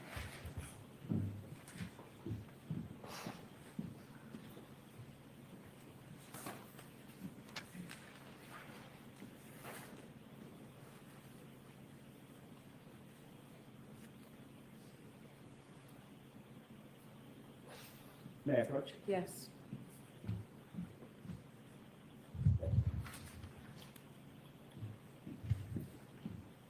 You indicated you wanted to see a record, Ms. McCabe. Did you see a record that indicated a Google search? Not what the contents of the Google search is, but there was a Google search. I just saw a Celebrate record, yes. And did you see the time of the Google search? On that record, yes. Is it 2:27 a.m., correct? Yes. Ultimately, you will agree that there was a Google search done, and now I'm going to ask about the content of Hoslong to Die in Cold, correct? Don't kid yourself. That's exactly what they wanted for me, too. Like, that's why I'm so convinced on this stuff going on, is because what they did to me. And how they all gathered around me and they started feeding me shit and making me promises and leading me on. And meanwhile, I was leading them on. I was lining up a criminal defense attorney and get some mental health support because I was having panic attacks. Because they had locked up Aiden, and now they were threatening me next. You're going to get locked up. For doing what? For reporting on audio on the biggest story of the day that everyone wanted to know about. What was going on with Aiden? And that's exactly what they wanted. They wanted to, number one, silence me, which they did for a little while. And then they wanted to turn me like a Kevin to go on the other side. That's exactly what they wanted. And it makes you wonder how quickly, when Kevin turned. Because I know that pressure was put on Kevin. He'll lie about it all day. But I learned a lot during that period of time from that other side. And Kevin, if I were you, I would just back the hell out of this dude. You know what I'm talking about. You've always said to me, Karen's guilty. You know what, Kevin? I know that you know what I know. And if I were you, Kevin, I'd be backing the half out. You should think about your own, what's good for Kevin. which is backing away from this because you know what's going to come out, Kevin. It's all coming out, Kev. It's all going to come out. It's all coming out in the wash, as Sean That was used to done in say. the morning at the request of Ms. Reed. Ms. McCabe, I didn't ask you that. I asked you a yes or no question. Did you understand my question? Could you repeat it, please? Sure, I'd be happy to. Thank you.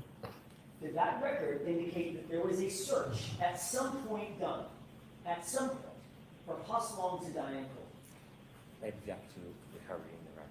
It's like the best part here. I'm going to take a quick break for a second and just let this play on. I want to take Charlie out, let him take a little break, and then feed him dinner. So I may be gone for a few minutes, but I'll be back. I'll be monitoring the chat and the video and the whole 9 yards. I'll be back, though. I definitely will be back. Let me just read another super chat here from Strong Leg 1971. Again, thank you so much. It's my opinion Morrissey in the District of the Commonwealth hired Brennan not as a special prosecutor, but as defending counsel to third-party culprit. Right? I mean, that seems like that's what they were trying to do with Lally, and now they're trying to do with Brennan. This is all about defending the McAlberts and the DA more than anything else. And it almost feels like they're playing again for a hung jury. I almost feel like they know they can't win this. The best that they probably hope for is a hung jury. And I think that's probably where this is heading. If you look at it again, it's most likely that's hung jury or not guilty. I mean, I think that's the, if you look at the top two options of what's most likely, hung jury number one, not guilty number two, a guilty verdict. I just don't see how it happens. I think it's under 1% chance that that could ever happen already. And this is way early in the retrial, but just knowing what we know from trial one and so far trial two, it looks like more of the same. It looks like it's going to go the defense's way, and the best that the prosecution can shoot for is that hung jury, and to protect, protect these McAlberts and say, hey, look, it's a hung jury. Some of them felt like Karen was guilty. That's all they do. Oh, some of them felt Karen was guilty, so somehow that's a win for us. That's it. That's all they got. And I am somebody at this point that does believe that they play games, and I think that I do believe at this point that the court is in on it, and I wouldn't put it past the court officers or the police. I think the fix is in on the jury. I do. I think last jury, I think that they got some people on that jury, and I wouldn't doubt it if they do the same thing the second time to ensure a hung jury. That's the way it feels like to me. No way to prove that, but if you've looked at all the smoke, there's a lot of smoke about what's happened. Jenny Jen says, love spicy Mike. We want more at the Young Jerk. Thank you.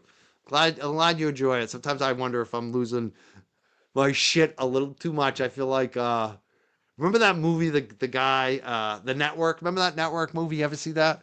When he just kind of loses his shit at the end. That's what I feel like sometimes. It's like, I just can't deal with it anymore.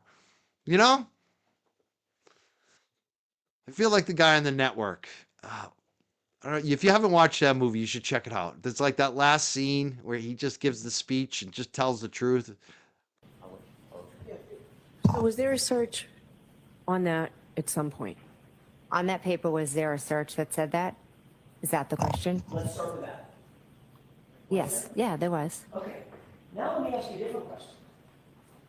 You Google searched the phrase Hustlong to Diane Cole. Yes or no? Yes. On January 29th, correct? Yes. So you agree that you were on Google, correct? Yes. You agree that there was a search done at 2:27 a.m., correct? I don't recall doing a search at 2:27. The paper says it. I don't. Okay. And you also agree that at some point that morning, you plugged into that phone, Hustlong to Diane Cole. Is that right? Yes, after we found John O'Keefe. Now, you claim that that was at 6:23 and at 6:24 in the morning, two iterations of how long to die in the cold. Hustlong to die in cold, how long T.I. die in CIKD, correct? I'm not claiming it. It's the truth. It's what happened.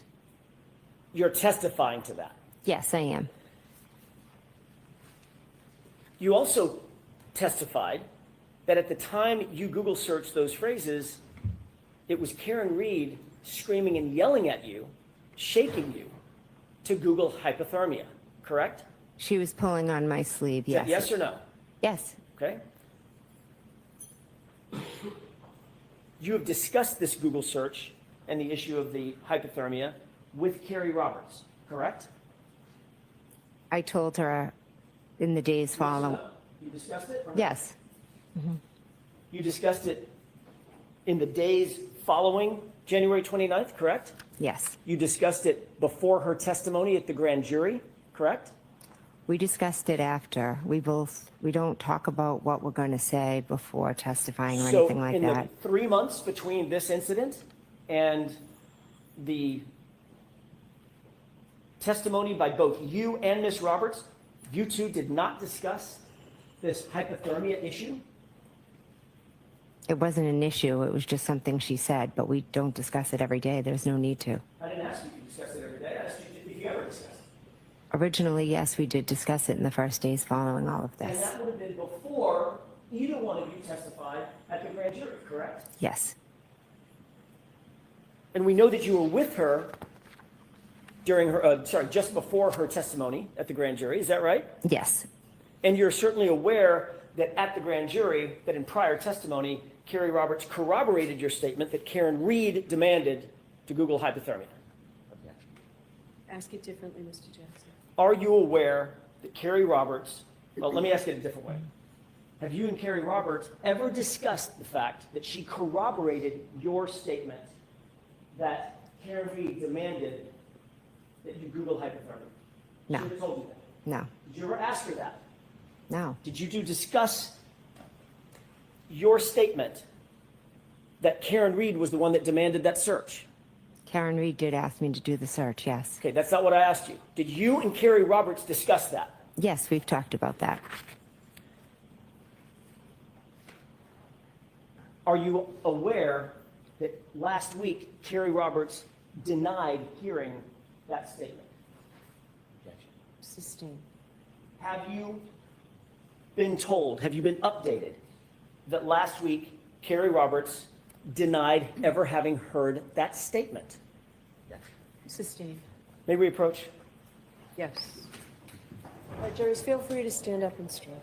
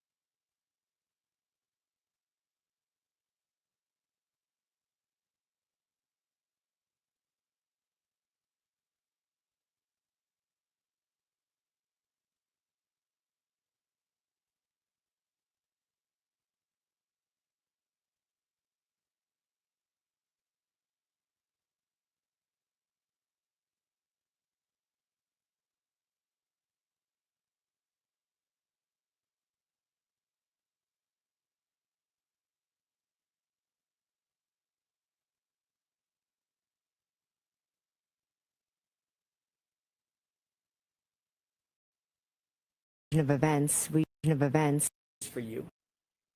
called me. It was just the two of us. She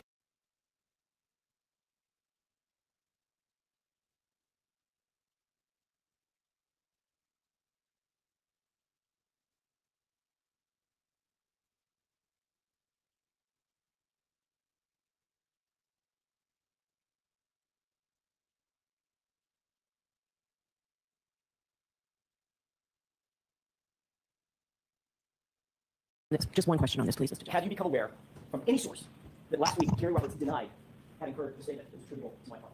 You aware of that? no.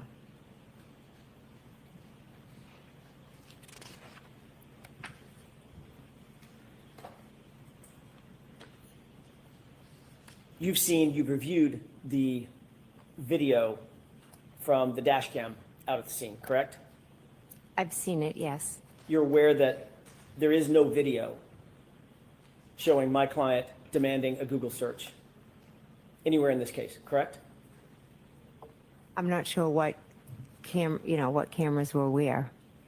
You're aware that there's no audio of my client demanding a Google search, correct? Correct. You're unaware of any witness who can corroborate your statement that my client demanded a Google search. Any witness at all. It was just the two of us. She had sent Carrie off. So, of course, Carrie Roberts is not such corroborating witness. Is that right? At least you understand that. Can you rephrase the question, please? Carrie Roberts is not a corroborating witness for you. You understand that? You just said that. Yes, Carrie, I don't believe heard it. She So was it's- sent off. So it's your word and your word only, Ms. McCabe, that my client demanded a Google search. Is that right? Yes, yes, Ms. McCabe, you were with Carrie Roberts just before her grand jury testimony. Is that right? yes, You had been with her to create a timeline of a version of events that occurred, correct? I wouldn't say a version of events. We each put down what we remembered. She saw what you put down, you saw what she put down, Yes. and you compared and contrasted those with each other to create that timeline, correct? No, we didn't compare and contrast. I said she called me, she said this, then Carrie, and someone was writing it down for us. That would be your sister, who? It was my sister, yes. Which sister? My sister Denise What's your last name? Galvin. She here? She is here, yes. Where is she? She's sitting over there. Can you point to her and describe what she's wearing? Sure, she's over there in the back with the striped shirt on. Between the gentleman in the purple and the gentleman in the black? Yes, So she witnessed this timeline being prepared, correct? she wrote the timeline, yes. And then you've spoken to Ms. Roberts several times about this case Yes. and about your perceptions of this case, correct? We talk about what happened and the aftermath of this case. We don't talk about the specific details as much as we talk about the aftermath of everything. Ms. McCabe, the fact is you instructed Carrie Roberts to say that she heard that Google hypothermia statement from my client before she testified at the grand jury, didn't you? No, absolutely not. I never instructed her to do anything. You wanted some witness to back up your story about this Google search, correct? No, absolutely not. I Ms. don't need. McCabe, It was said. Karen said it. It's that simple. so you're the only person saying that, though. Yes, and I stand by that 110%. And the reason that you wanted another witness to back up that statement is because you knew that that Google search for Hosselong to die in cold points a very uncomfortable finger right toward you, correct? I never did that search at 227. I never needed to instruct somebody. No, I'm sorry. There's that apology again. Has someone told you that you need to apologize when you say, when there's an uncomfortable question that you don't want to answer? No, Have you discussed this with anybody? no, and that's not an uncomfortable question. I'm fine to answer it. How many times did you say, I apologize yesterday in cross-examination? I didn't count. Probably more than 15, right? I have no idea. I'm just trying to answer the questions and be truthful as I can. And you're aware that the Celebrite extraction that was done on your phone determined that of the three searches, 2:27 a.m., 6:23 a.m., 6:24 a.m., only one of them was recorded as deleted, correct? Objection. Sustained.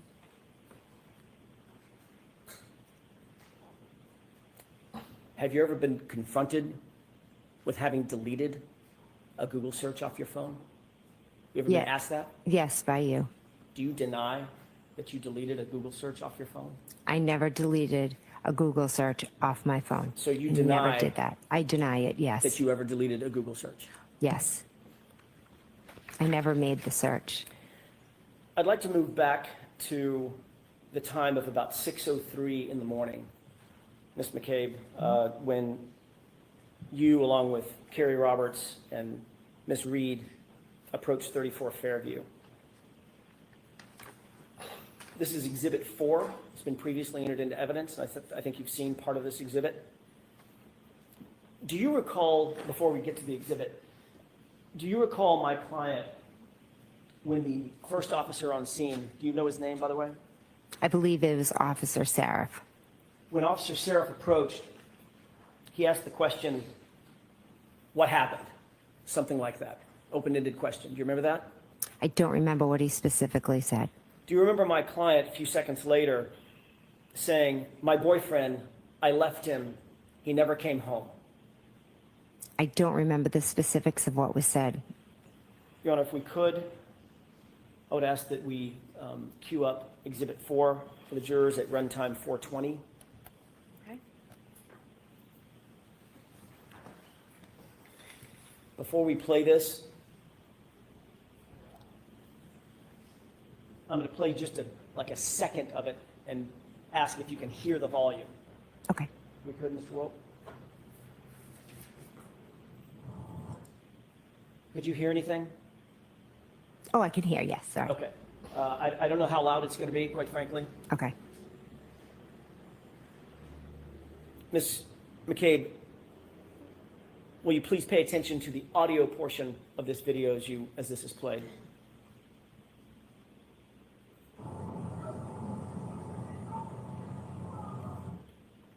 Could you hear that? I heard something. Could you hear my client? Did it sound like Ms. Reed? It sounded like a female. Did it sound like Ms. Reed, female? I'm not sure could I listen to it again? With the court permission one more time? One more time.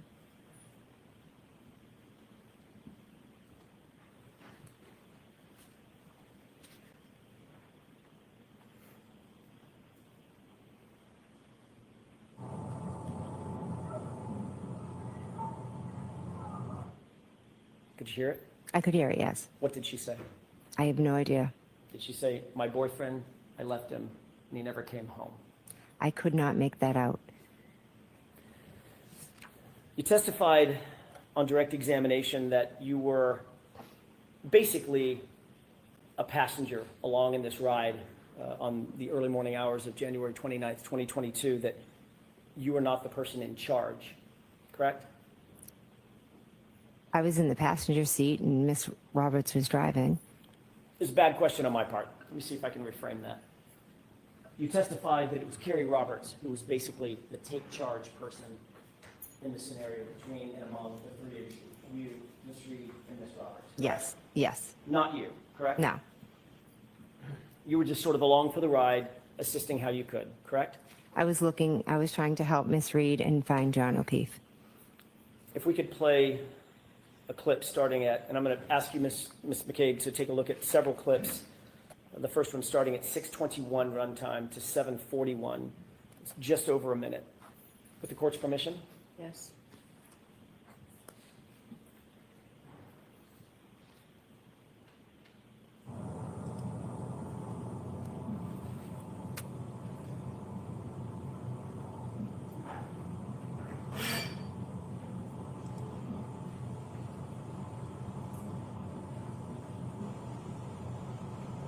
Can you pause this?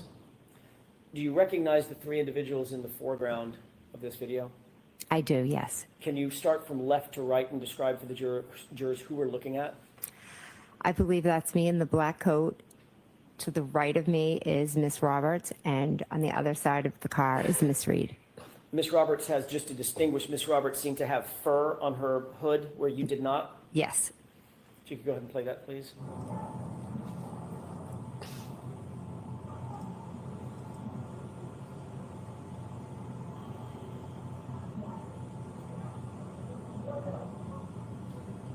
Can you pause it, please? Can you see who it appears you're talking to at that point? I don't know who that is, no. Go ahead and play it.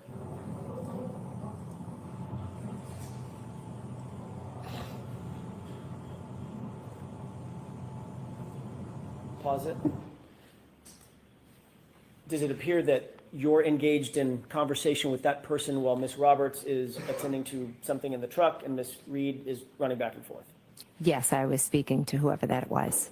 Do you believe that was a police officer? I believe, yes. Go ahead and play it.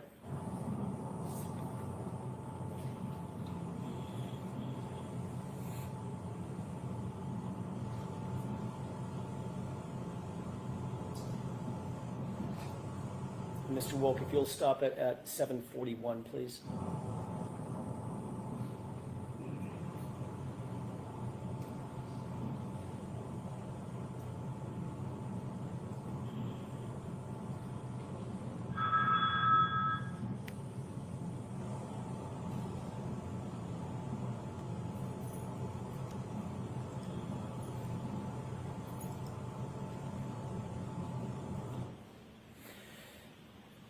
Could you see what was depicted in the video for about that minute and 10-second runtime?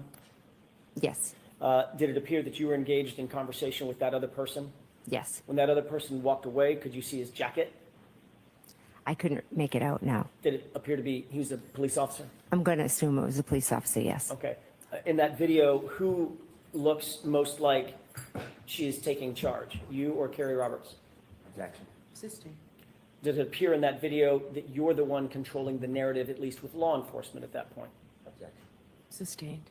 Does it appear in that video that you're the one engaging in conversation with law enforcement while Carrie Roberts and Ms. Reed are otherwise occupied? I am speaking with law enforcement, yes. Can we move to runtime 8:56?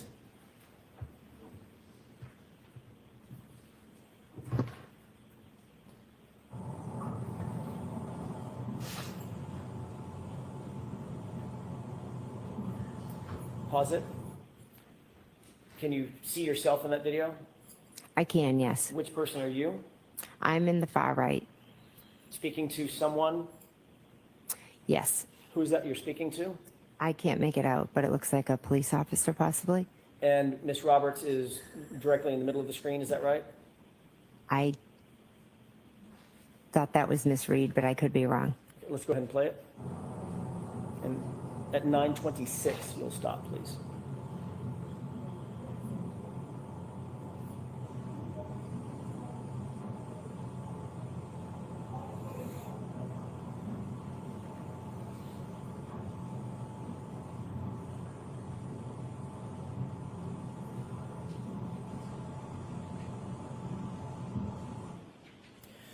In that video clip, who among the three of you appear to be most engaged with law enforcement at that time?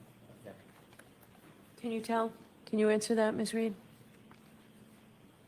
Can you answer that, Ms. McCabe? Yes, I can. I was speaking to police officers, yes. I was trying to help them. Okay. Can we go to runtime 10:49? This will be from 10:49 to 11:55, Mr. Wolk.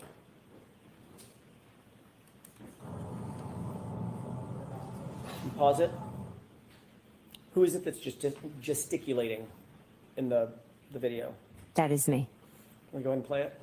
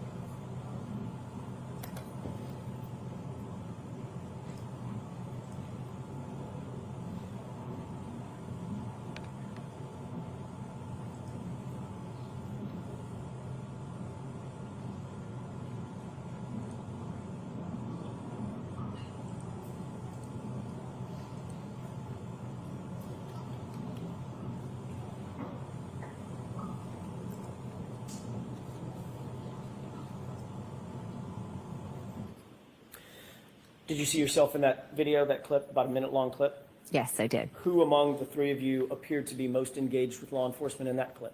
I was. Runtime 20:22, Mr. Wolk.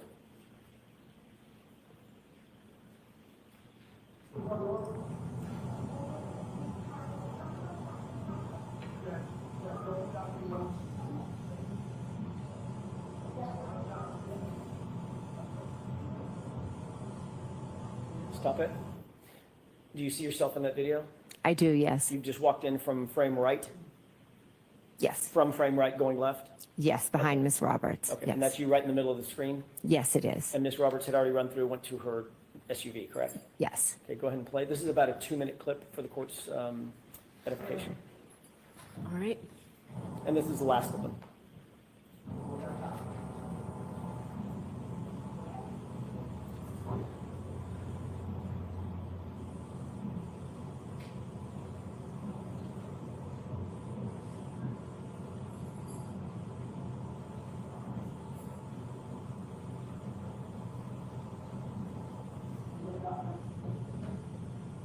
Super chat, Paul Keefe. Can you pause it? Can you tell who you're speaking to there? We think he may have gotten some trouble in the courtroom. Yes, that's the rumor. He's in the back now. We haven't really heard any official details on that, as far as I know. Thank you for the super chat. Nightclubs says they frown on how Karen Reed smiles in court, yet McCabe laughs when AJ told her Carrie told Karen Reed to shut the F up. Is that funny, Miss McCabe? She made a fool of herself. I agree 100%. Yes. Yeah, definitely made a... She's not a good actress. I think it's Mike Lang. Go ahead and play it.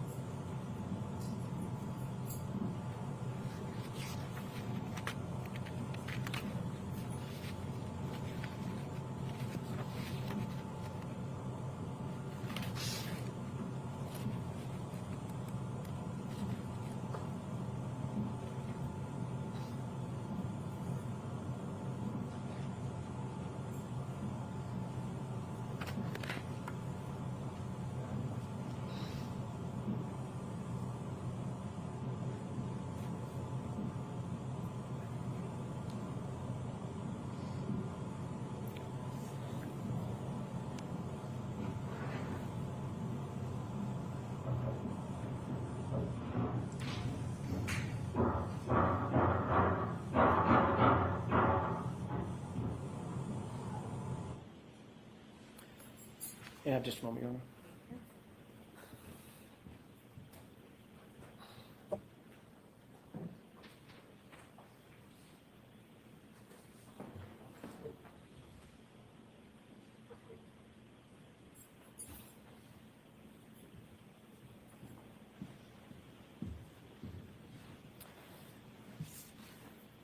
Ms. McCabe, who was most engaged in that clip with law enforcement?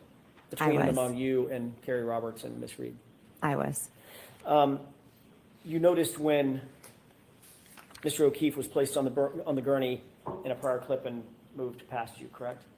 Yes. Did you notice what your reaction was when that gurney passed you? I didn't know. Did you see that you turned your back completely to Mr. O'Keefe as he passed by? If that happened, it wasn't on purpose. Ms. McCabe, when you got to the scene, we can take that down. When you got to the scene at 6:03 in the morning, you immediately recognized, did you not, that this was an emergency situation? High-intensity emergency situation, correct? I knew it was an emergency situation, yes. As a matter of fact, a man's life was in grave danger. You knew that. Yes, I did. And this is someone that was a friend of yours, correct? Yes, he was a dear friend. Not just a friend, but a police officer who was laying, as far as you knew, dying in the snow. Is that right? Yes. You knew that you needed to get immediate medical attention, emergency medical attention to him as quickly as you possibly could. Is that right? Yes. You knew that minutes counted, right? Yes, You knew that seconds counted, correct? correct. This man was grasping, as far as you knew, grasping and clinging to life at that moment. Is that right? Yes, That's why you called 911, to get emergency personnel who are trained in CPR and life-saving measures to the scene, to the gentleman, to Mr. O'Keefe, as quickly as you possibly could, correct? yes, You called 911 at about 6:03 and 35 seconds. Is that right? Like, she's like, yeah, yes, yes. Hey, look at her right now. Weird eyes dart. That is not an innocent looking person. Just not. The jury has to be feeling this subconsciously, even. I don't expect you to know down to the second, but it was about a couple of minutes after 6. No, no, yes, yes. She doesn't know if she's coming and going right now. Do you see that? When she was like, no, no, yes, yes, with her head. right after, yeah, we found him, yes. And you're aware from the dash cam that Officer Seraph got there about 6:10, almost on the nose, right? I didn't pay attention to the time. You'll agree with me that there Just- was about 6.5 minutes or so between the time you called 911 and the time Officer Seraph got there. Is that right? If that's what the dash cam says, yes. On that 911 call, you referred to John O'Keefe as a man passed out in the snow. Yes, You didn't say, this is my friend. A couple things. If that's what the dash cam said, like Alan Jackson got it wrong. Like if that's what it says, and now she's questioned about her words to 911, and now about how she never mentioned that he was a police officer. I mean that right there is so suspicious. It's so strange. Why the hell wouldn't she say officer down? I mean, every friend, family member of a police officer knows that just uttering those words, a police officer down, everybody's coming out. I have friends I grew up with who were police officers. If I ever found them unconscious anywhere and I'm on the phone with 911, the first thing I would say is, there's a police officer here. He's down. He's out. First thing I would say, because I know for a fact that they'd be there instantly.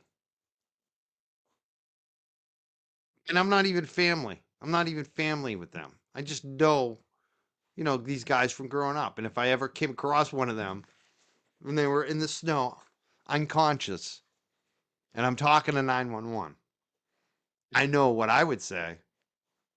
And again, I'm not family like she is. She's family with Brian Albert and Kevin Albert. John O'Keefe's supposed to be her friend. So suspicious. And I just hope the jury was picking this part up. I really hope they were listening and taking notes on this.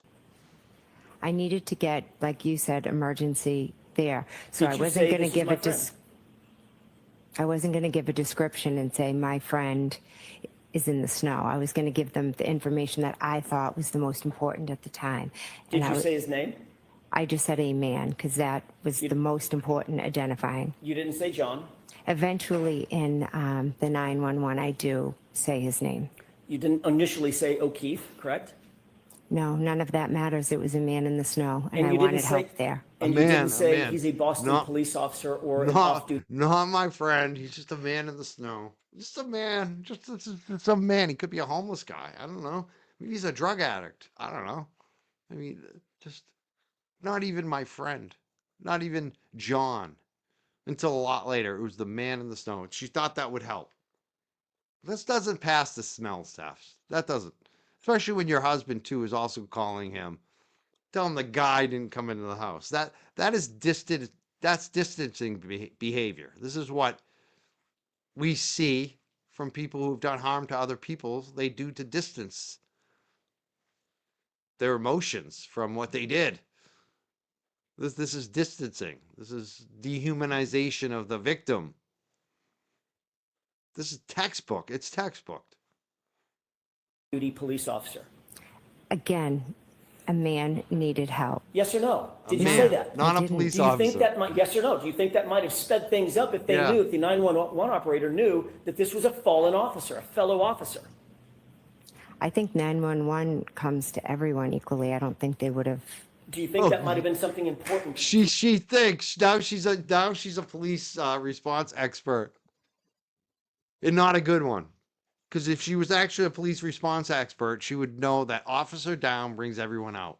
And if she's a family member of two police officers and a friend of another police officer, and how many other police? I mean, she knew all the cops.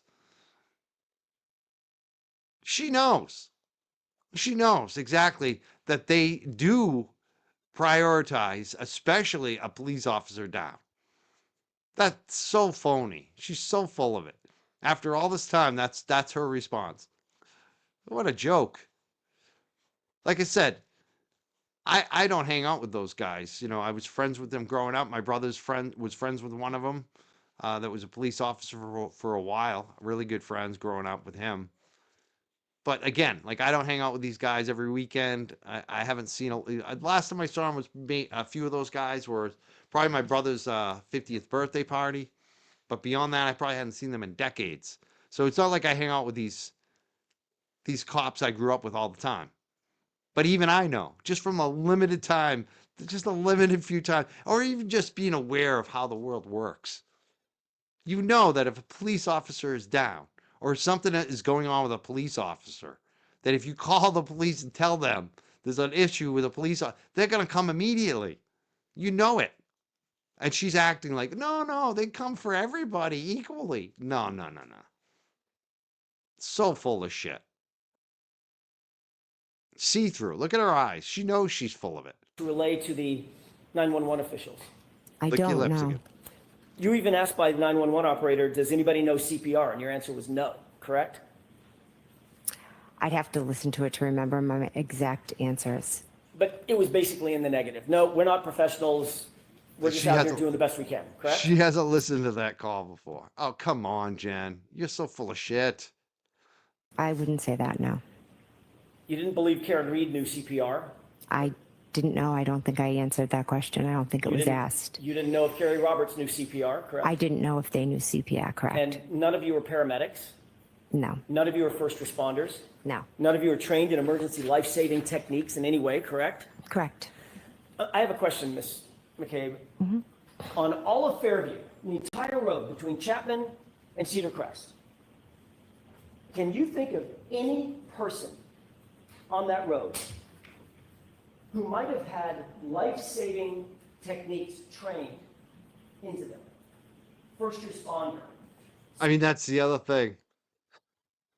If something happens in front of let's say that guy that used to be a police officer my brother grew up with, if he was still a police officer, or even not being a police officer, because I know he's had the training, if something happened in front of his house, I'd be knocking on his door in a second saying, hey, can you help? You got CPR. I mean, it's so obvious.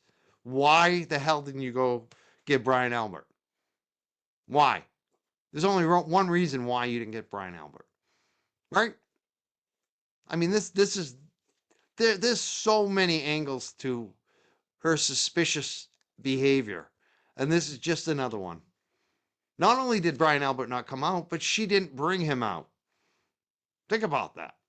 That would have been the first thing I would have been doing, knocking on his door. And I bet she knew Kelleher lived next door too. I bet she knew. You had two cops right there. Could have knocked on either door and said, hey, can you come out here and help do CPR? Can you get the cops here and the ambulance here as soon as possible? I mean, she wouldn't even have to call 911. I'm sure Kelleher probably has a radio right at his house.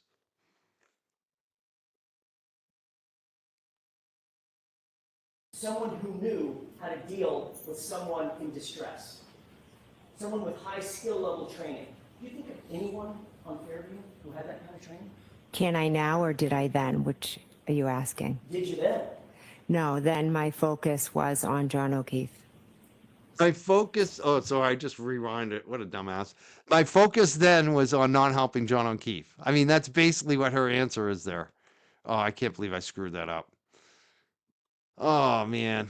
I'll get it back. Oh, God, that was a good part. Let's just play it again. Hold Someone on. that was a friend of yours, correct? Yes, he was a dear friend. Not just a friend, but a police officer who's laying as far as you knew, dying in the snow. Is that right? Yes. You knew that you needed to get immediate medical attention, emergency medical attention to him as quickly as you possibly could. Is that right? Yes. You knew that minutes counted, right? Yes. You knew that seconds counted, correct? If I have a drum set, I would definitely play some bongos.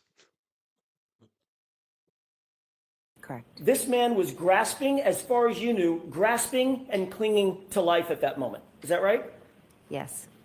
That's why you called 911, to get emergency personnel who are trained in CPR and life-saving measures to the scene, to the gentleman, to Mr. O'Keefe, as quickly as you possibly could, correct? Yes.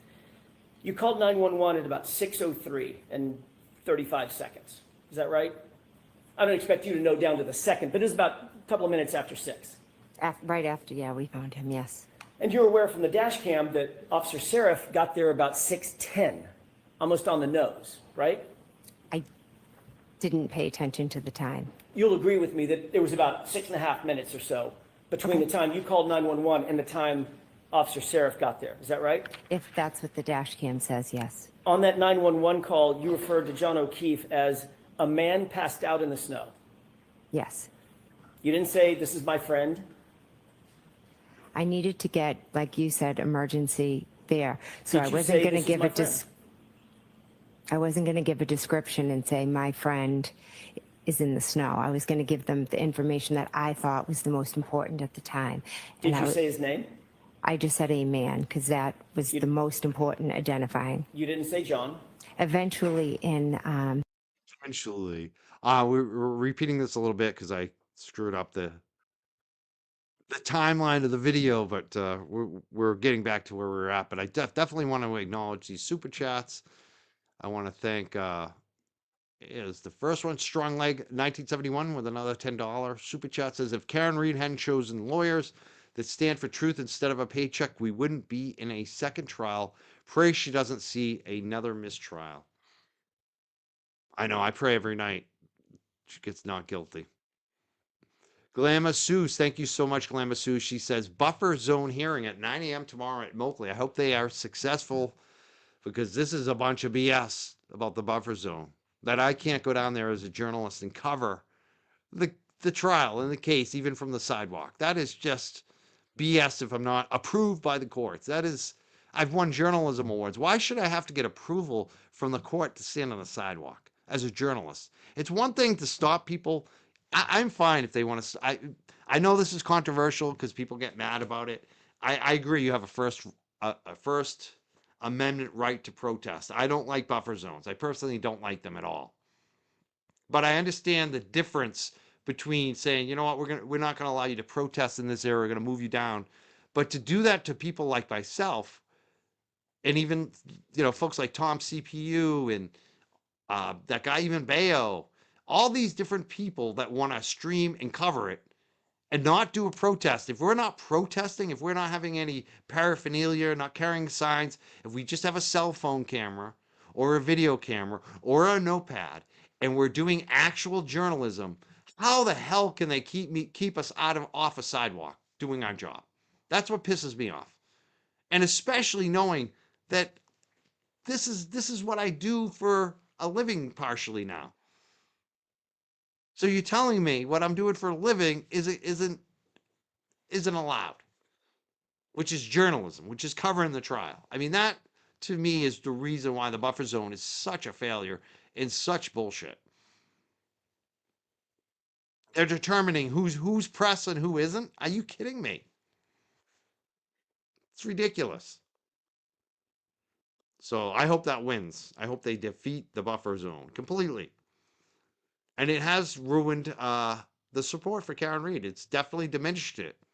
And that's the point of this, right? They want to, again, why does the DA continue to do these things? It's pretty obvious. They want to silence us. I've been saying this over and over and over again. And that's why it pisses me off where these middle of the road lawyers get up there and they give credence to the other side, where they play the middle, where they're not even addressing the fact that over and over and over again, this Norfolk County, the state police, they have tried to silence us. The town of Canton, tried to silence their citizens, wouldn't have in-person meetings, limited public comment, ended public comment at one point. The police chief threatened citizens at a public meeting for protesting. This shit is going on over and over and over again. And all it is trying to silence us. And if you're a YouTube lawyer up on court TV and you're not talking about how this Norfolk County DA's office and Mass State Police has silenced the speech of citizens over and over again with the threat of jail. And they have actually arrested people. They have actually gone to people's houses. They have pressed charges. Those charges almost always get dismissed because it's all illegal bullshit. And if you're not talking about that 24/7 on court TV, what the hell are you doing? How are you a defense attorney? And you're not speaking up on that. That's all I would speak on. If they have me on court TV, that's all I'm going to talk about is what this Norfolk County DA has done to its own citizens. How it's shown up. It drove up. They sent Bukkake up to Gloucester to harass a woman in recovery because she sent a nasty text to Proctor's wife. And what was it about? They wanted her to say Aiden made me do it, even though Aiden didn't make her do it. You know, same shit over and over again. They just want to lock up Aiden. They want to silence us. And I'm tired of it. I'm tired of these middle of the roaders not actually speaking up. And if they had any interest in this, they really wanted to know, they'd be contacted people like Nick Rocco or Meredith or Deanna Court, the Canton Nine. They'd be in touch with them. They'd be in touch with me. I've told my story over and over. They have no interest. All they want to do is pretend they're experts. They're lazy. They don't do their research, and they go on court TV and they make asses of themselves. And then they get mad at us in the community when we don't like it, when we're pissed off about it. The 911, I do say his name. You didn't initially say O'Keefe, correct? No, none of that matters. It was a man in the snow, and I you wanted didn't help there. And you didn't say he's a Boston police officer or an off-duty police. She didn't say that because she's going to pretend to be stupid about it. Maybe she didn't want them to get there quickly. H. Rock Doctor, set 999, says she has that same tension about her when Roger Clemens went on 60 Minutes and the same cadence with clearly rehearsed narrative answers that they had to put out there. And think about how the world reacted to Roger Clemens on that interview. It wasn't good. People saw through it. You could feel it. I remember that interview. That was the worst thing he could have ever done, actually. It's like pouring gasoline on a fire.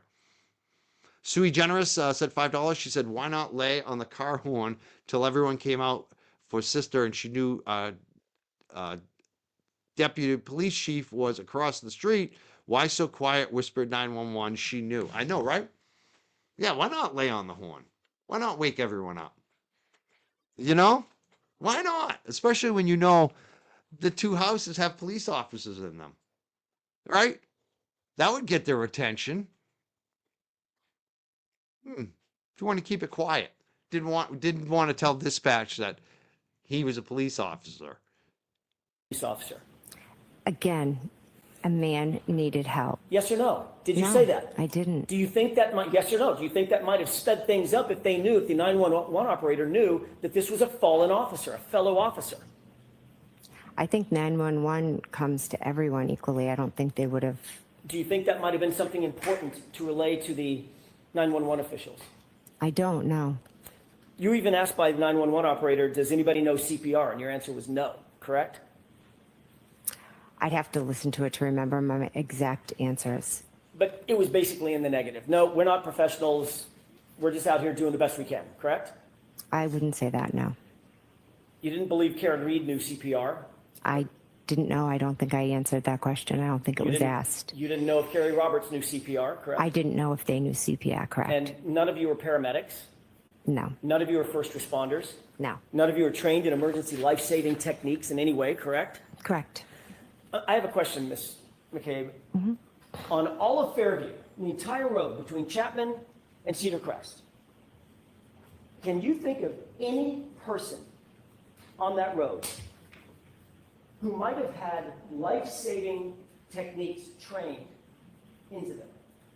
First responder, someone who knew how to deal with someone in distress, someone with high skill level training.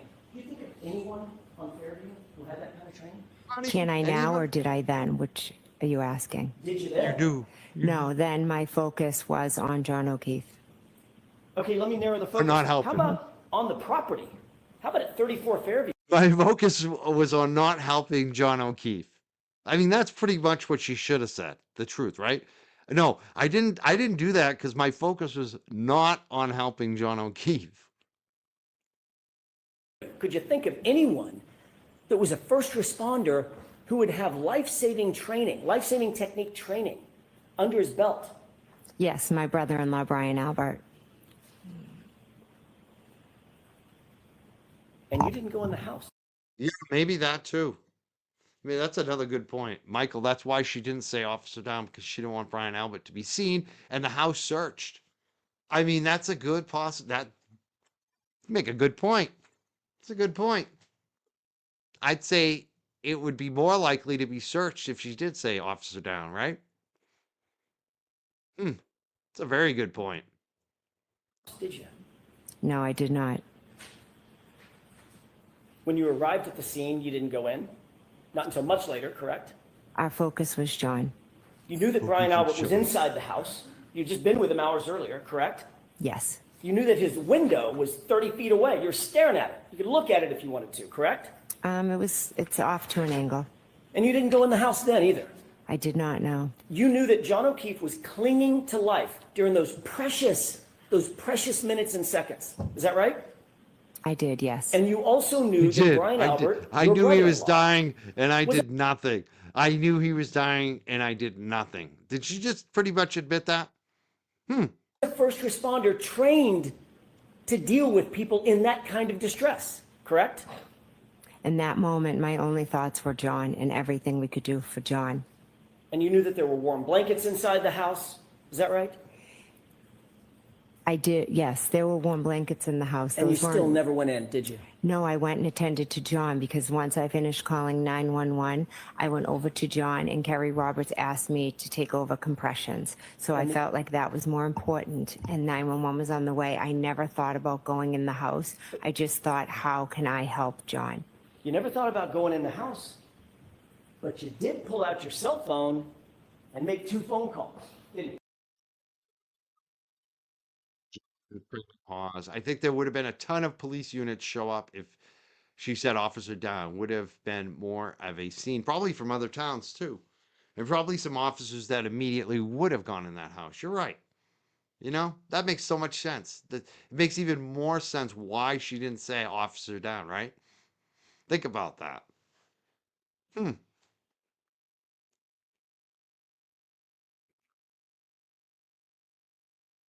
After I called 911, I tried calling my sister, yes. While John was out in the cold, clinging to life, you weren't doing chest compressions at 6:07 and 6:08, were you?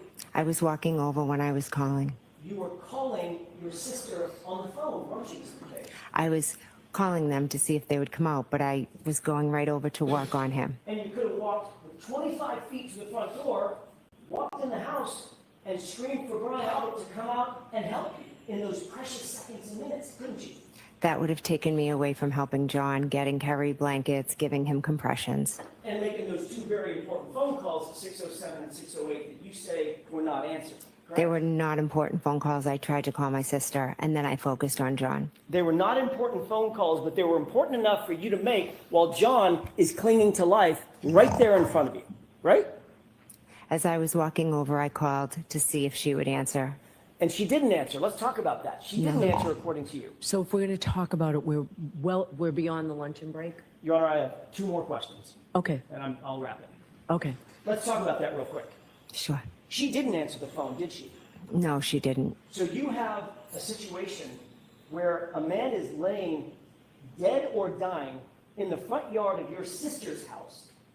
You see nothing in terms of life inside the house. Lights aren't coming on. They're not getting up. They're certainly not coming outside, right? They were sound asleep They weren't coming outside, were they?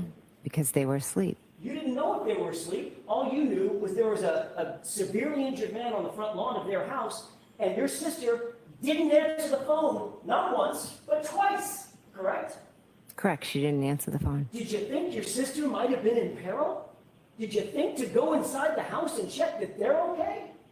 I had no reason to think that they weren't okay. You had no reason to believe they weren't okay. A man was dead or dying on their lawn, and your sister's not answering the phone. And nobody is coming out to the chaos of Karen Reed screaming on the front lawn. You didn't think there was some reason to believe they could have been in peril? I didn't, because your client was screaming she hit him. She had a cracked taillight.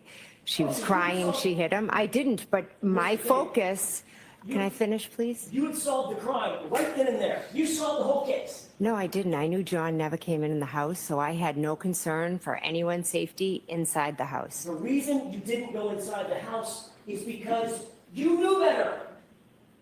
You knew better. You knew she wasn't in peril. You knew that Brian Albert wasn't in peril. You weren't worried at all about them, were you? I was not worried at all because something happened on the front lawn that had nothing to do with anything inside that house. You weren't worried about them at all because you knew what really happened, didn't you? At that moment, I didn't know that he was hit by a vehicle and there was taillight found next to him. All right, jurors, lunch and break. Let's take 1 week. Follow up on Jurors, please follow me. I understand this. And how long is it?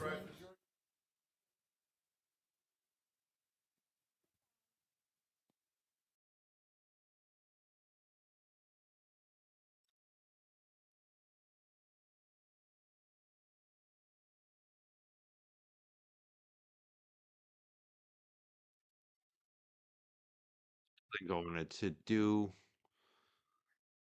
We could play the some more of this, but I think we got most of it in.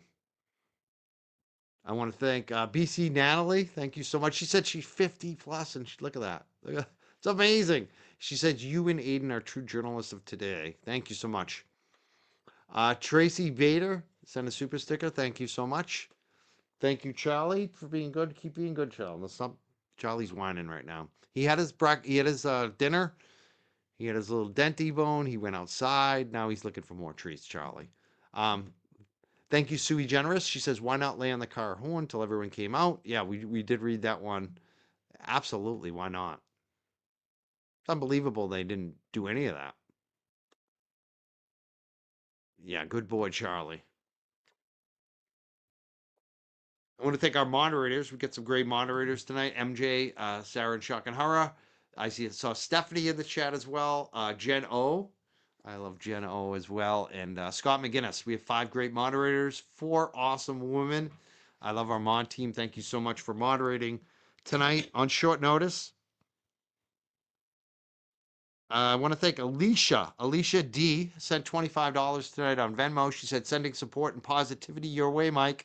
Thank you so much. I do need it right now. I'm angry and I'm not going to take it anymore. That's what I sound like tonight, right? Thank you so much for the donation.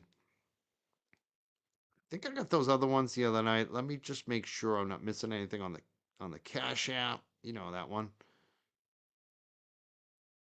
Where's my Cash App? Why can't I find it?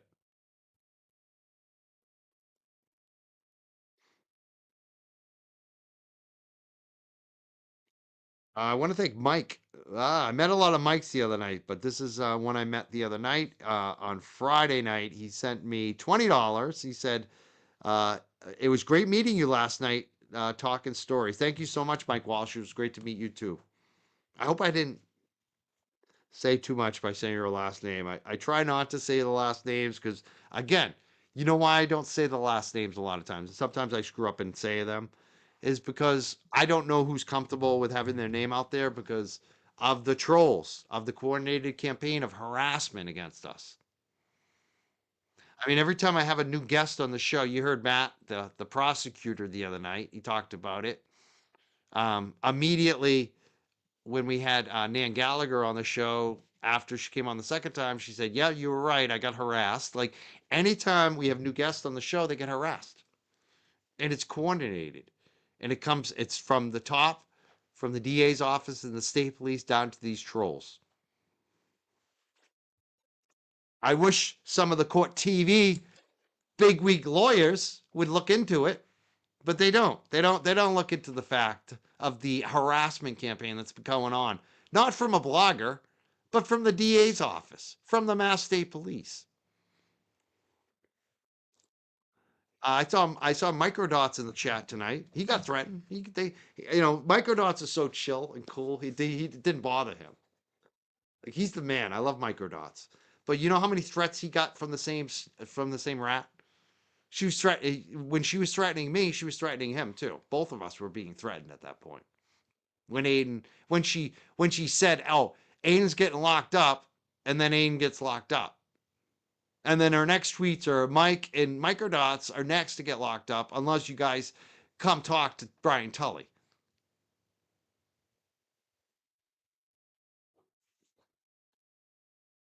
Like and why would they go after Microdots? Why would they go after me? Because we have YouTube channels that are influential and they want to shut us down. They want to shut our voices down. I don't see anyone on court TV talking about that. They try to shut down Microdots. They try to threaten Microdots. They posted all kinds of shit about his family, his girlfriend, his wife, whatever, whoever it was. They've done that to all of us. They posted my parents. I've never even seen this. I didn't even know. They they looked up my parents' 1972 divorce and posted it online. You know how whacked out you got to be to do something like that. The stuff that they did to Dr. Wolf, his family, his kids that they put online. What they just did to Meredith this week when they set up a fake credit, they did bank fraud basically against Meredith this week. That's Turtle Boy's girlfriend. Like this is just never ending troll campaign instigated by Norfolk County DA's office. And I know a lot of you give Sue O'Connell a hard time. And I get it because I get pissed at Sue sometimes about some of the shit she says and posts. But in the end, I like Sue. I agree with what Aiden said. She is cool. I like her punk rock roots. I like her LGBTQ stuff. She's a progressive. Yeah, I'm a progressive. But the thing I like about Sue the most is that she's one of the few, if only, besides the Howie Carr radio network, that have ever reached out to me about what I'm talking about this witness intimidation shit that they try to throw on all of us, about this harassment campaign. She was the only one that had like real interest in it. So Sue is cool. I like Sue. And I think the thing about Sue is she's fair. And Sue's been harassed by them too. Think about it. They went after Ted Daniel.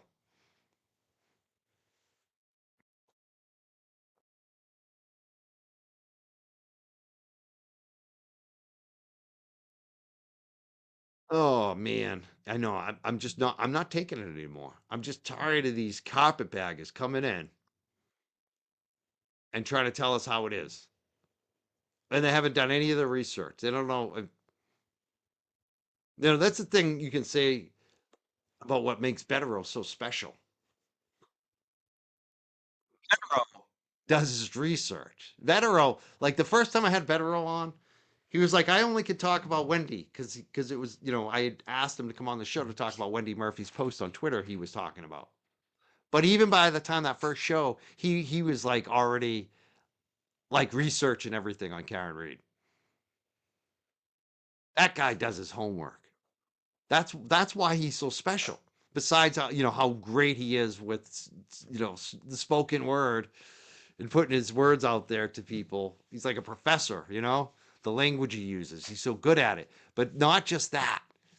It's that he puts the work in. That's what's so frustrating about these other jokers. They don't do any research. They don't put the work in. They don't even know the basics.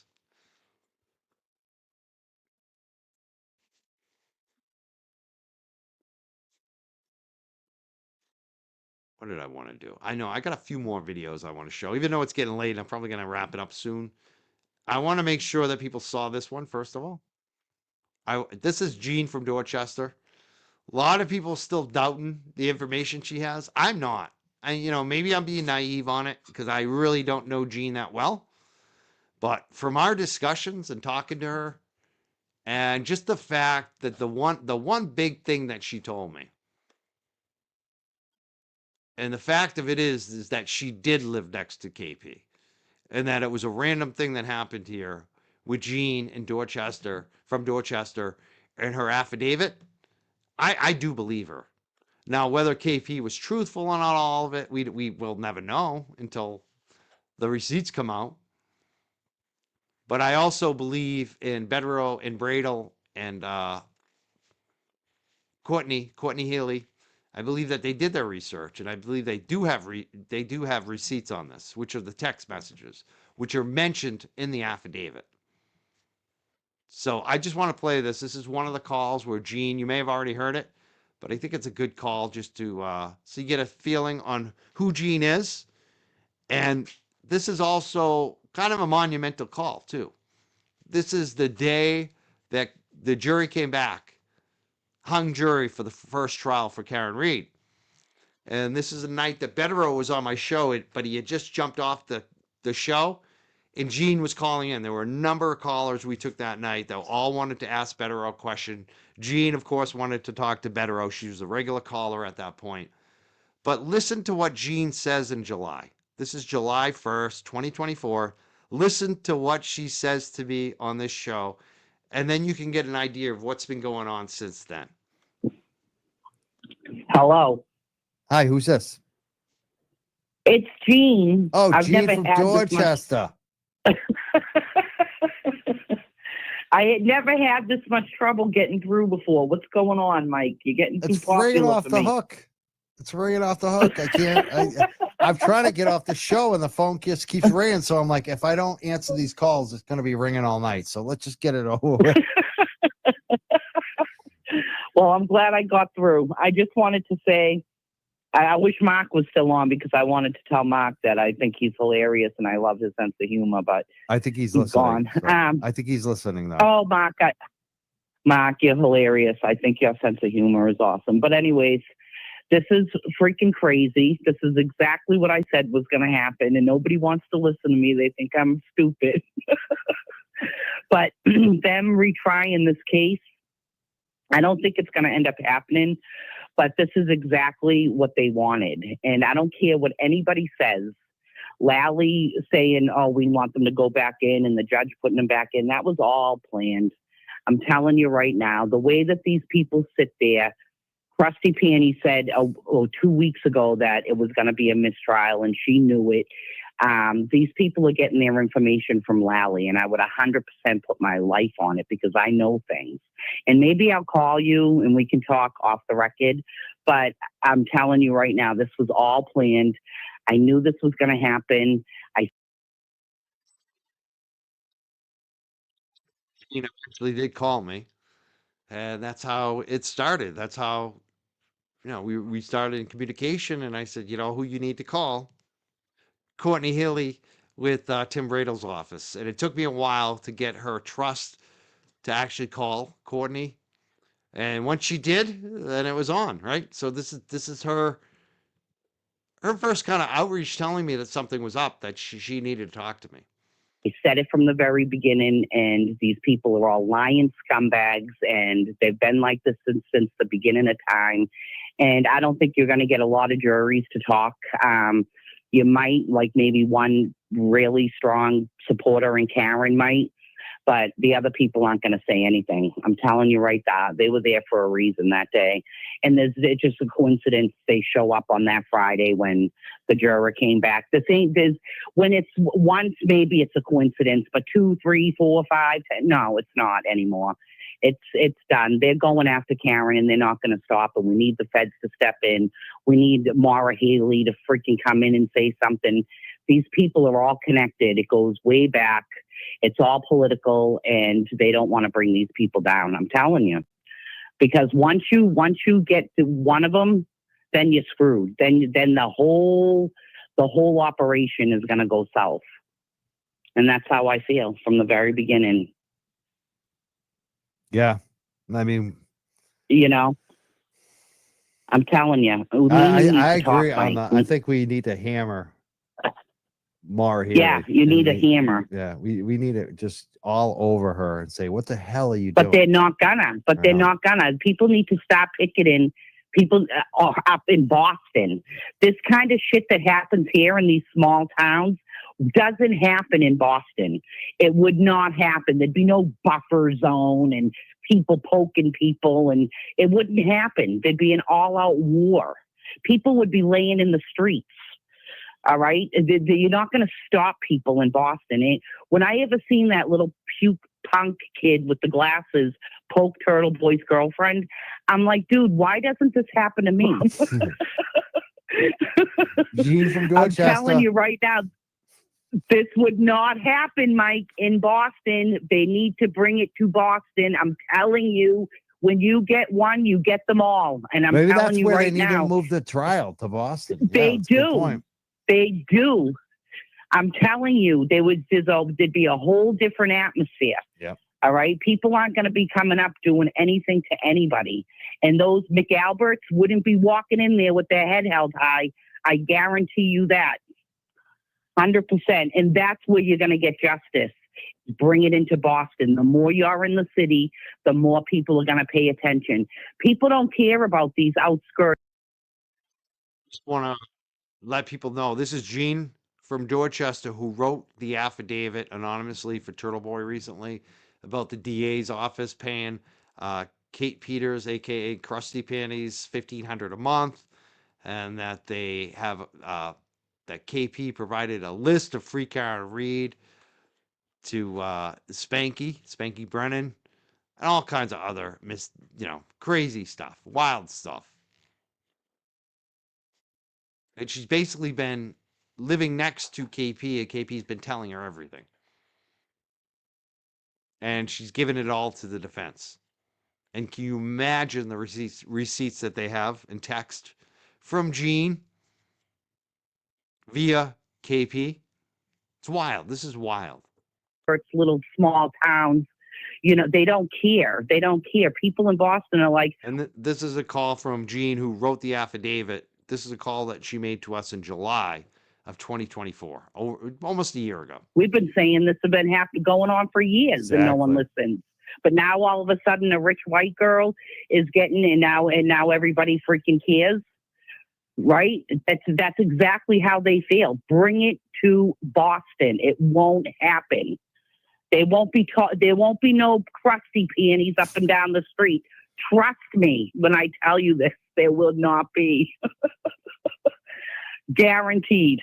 But I'll let you go. What do you think about you Court had a long TV day. putting KP on tonight? Oh, listen, all right? Scum. I already tweeted. I said the worst show ever. You have a person going on who's no custody of her kid. Who basically who threatened me with jail. De facto snitch. Not a de facto state police. That is the woman that threatened me for journalism. How does Court TV put someone on? Right. And none of them asked the question. I'm so sick of the press people taking pictures of that lady and not asking her the question. Right. Why are you working for Brian Tully? We know why. Because they offered us squash charges for her. Yep, they sure did. And Lally is involved in this up to his neck. Trust and believe. He's meeting these people on the down low, and he's giving them all these information. They don't want the dominoes to fall. These people are just the scummiest people in Massachusetts that they could find to do their dirty work for them. That's all they are. They're feeding them information, and they're putting it out there, and you got a couple of dumb fucks that believe these idiots. They got to be smoking crack or something, because anybody who believes these people are out of their fucking mind. I just don't even get it. But anyways, that's another story. But it's out of control, and people need to stop right now. Take a deep breath. and listen to me. Yeah. Thank you for calling tonight, Gene. It's good to hear from you. Funny, I had to cut it off there when she started swearing. Gene gets a little fired up. That was a good call from her. That was Gene from Dorchester, basically a year ago. Again, I mentioned earlier that I'm now on the Grace Curley show every Friday. My most recent one from this Friday, I'm going to play that one to end the show here. Very thankful that I am now on the Grace Curley show every Friday afternoon. Howie Carr Radio Network. You can find her on Rumble if you want to follow it on Rumble. I'm going to put it in the chat so you can follow Grace Curley on Rumble. But you can also listen on WRKO 680 AM in Boston or any of the other radio stations that carry the Howie Carr Radio Network. I also noticed Howie Carr followed me. The Howie Carr show followed me on Twitter this week, which was long overdue. I think they actually had me blocked for a while because I had harassed Howie way back. And I'll never harass Howie Carr again. Never. I don't care if we don't agree on a lot of stuff. We agree on Karen Reed. And I always love Howie when he exposes all the corruption. He really does. There's nobody like Howie Carr. He's someone I actually, even though I gave shit to in the past, I look up to the guy. You know, even if we don't have the same politics, we agree on corruption, and especially local corruption, exposing it. I don't care if it's Democrat, Republican, Green Party, Pirate, whatever party you're in, Libertarian, I don't care. If you're corrupt, you need to go. And Howie's one of those guys that exposes it. So it's I'm very happy to be on the Howie Carr Radio Network. It's my honor on Fridays to be on there with Grace Curley, who is such a good host and so nice, and she's way up on the Karen Reed case. I can tell she's into it, and I'm really enjoying being on her show every Friday. This is the most recent I'm going to put up here if I can find it. Hold on one second. I have it up. I just got to get it up. All right, here we go. And this is on Rumble, so there could end up being some commercials. If I have to cut away, you know why. Commercial popped up. I don't think they have any premium accounts like YouTube where I can avoid the commercials. Grace Curley, host of the Grace Curley Show. Grace Curley. Welcome back, everyone, to the Grace Curley Show. Jen McCabe is being cross-examined today in the retrial of Karen Reed. And we have Mike Crawford from the Young Jerks joining us for what's going to be a pretty regular segment, if we can make it that. And he's going to give us his breakdown of what he's been hearing so far. Mike, before we get into the nitty-gritty here, just give us your overall take of Jen McCabe's performance today and the past few days, and anything that stands out to you about this testimony. I think Jen McCabe has been very evasive. You know, she doesn't remember key facts that are obvious. But then she remembers other things. So it's, inconvenient when she doesn't remember when it's not for Karen. And she's, basically admitted that she told a lie, basically, it seems like, to the FBI when they approached her in April of 2023. She's changed her testimony. She's thrown Brian Tully under the bus. She's all over the place. It's been, I think, a train wreck. I mean, it's a little better than last time in terms of her demeanor in a lot of respects, but it's just not good. The meat of the testimony is just, there's a lot of inconsistency, defensiveness, aggressiveness back at Jackson for no reason. So it's been interesting. Yeah, and there's also, I noticed that occasionally she'll giggle or she'll be kind of like, oh, sorry about that. Sorry, I read that one wrong. And so this attempt at making things lighter, or kind of this constant, it's like she's reminding herself, hey, you have to be friendly. You have to appear cordial for the jurors. That's just how I'm reading it. But I wanted to kind of drill down on what you said about the things she remembers and the things she doesn't. One of the things that she's having a hard time changing here is this group chat. These text messages in the group chat, she had to read them aloud today. And I actually wanted to play a cut here for you, Mike Crawford. Take a listen to cut 7. This is This Jen is McCabe. from Matt to myself, Nicole, and Brian. And what's the timestamp on this? 4:35. What does this read? Yep, if she pleads out, it will end. If she fights it, it will be an episode. Who's she? I'm assuming that would be Miss Reed. Next text, please.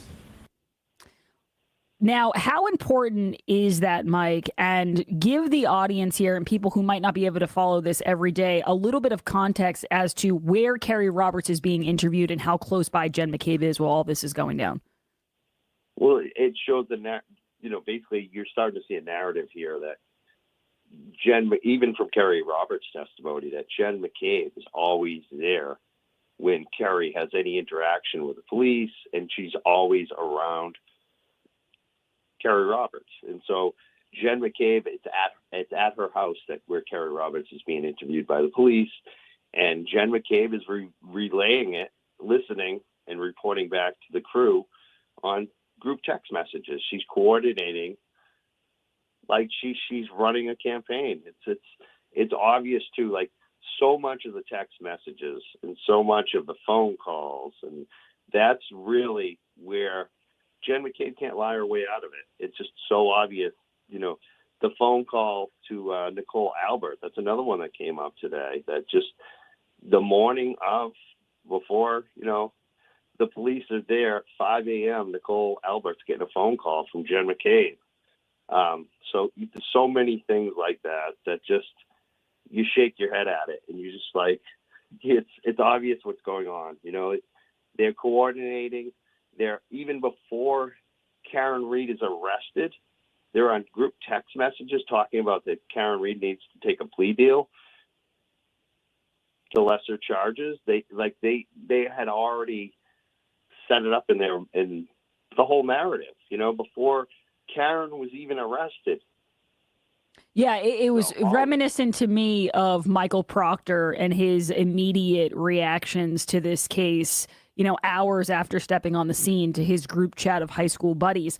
But I did want to ask you, before we get into that 5:07 a.m. phone call between Jen McCabe and her sister, Nicole Albert, which, again, she didn't remember, supposedly. And yet she's very defensive about the things that she does remember, that, those things can't be questioned. Tell us a little bit about the exchange, about the visit that Jen McCabe took to Michael Lank's house and some of the inconsistencies in her testimony there. Well, it's a few things. Number one, she admitted that she met with Brian Albert, she right before that. So that was new. And then she also got into a tiff with Jackson, basically about whether she was dropping off or picking up a child from Michael Lank's house. And she did her typical Jen McCabe. She blamed it on the report. She blamed it on Brian Tully.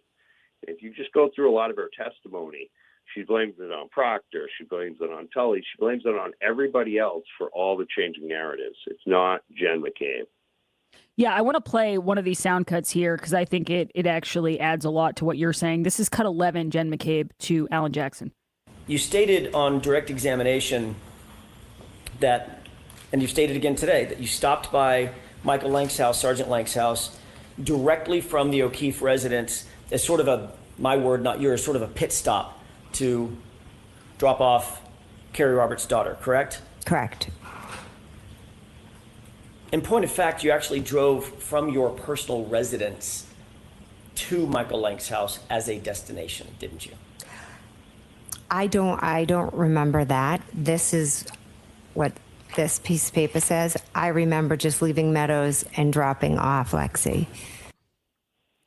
So again, to your point, she's not putting a lot of stock in what these reports say or, what these transcripts say. And Mark Betterow pointed out today, Mike, he said, we now have at least 4 cops, a grand jury stenographer, and a trial court reporter who got it wrong. How much of that do you think the jurors can hear before they start questioning if perhaps Jen McCabe is the one getting some of these details wrong? That's the big question. I mean, I think from body language, they're picking it up from her. I think it's obvious, but how much of the details the jury's going to grasp at this point, having so much thrown at them, that's always the big question. But I think, obviously, they're feeling the heat between Jackson and her, and the length of this testimony. That's another thing. Jackson said it was only going to be like another hour or two. It's lunch right now. They just broke for lunch. It looks like he's coming. I don't know. Could you call me right when they broke for lunch? So I'm not sure, but it seems like he might be coming back even after lunch. We'll see if he finished that testimony there, but it's gone extended. And I think the jury feels that. So I think the jury's picking it up.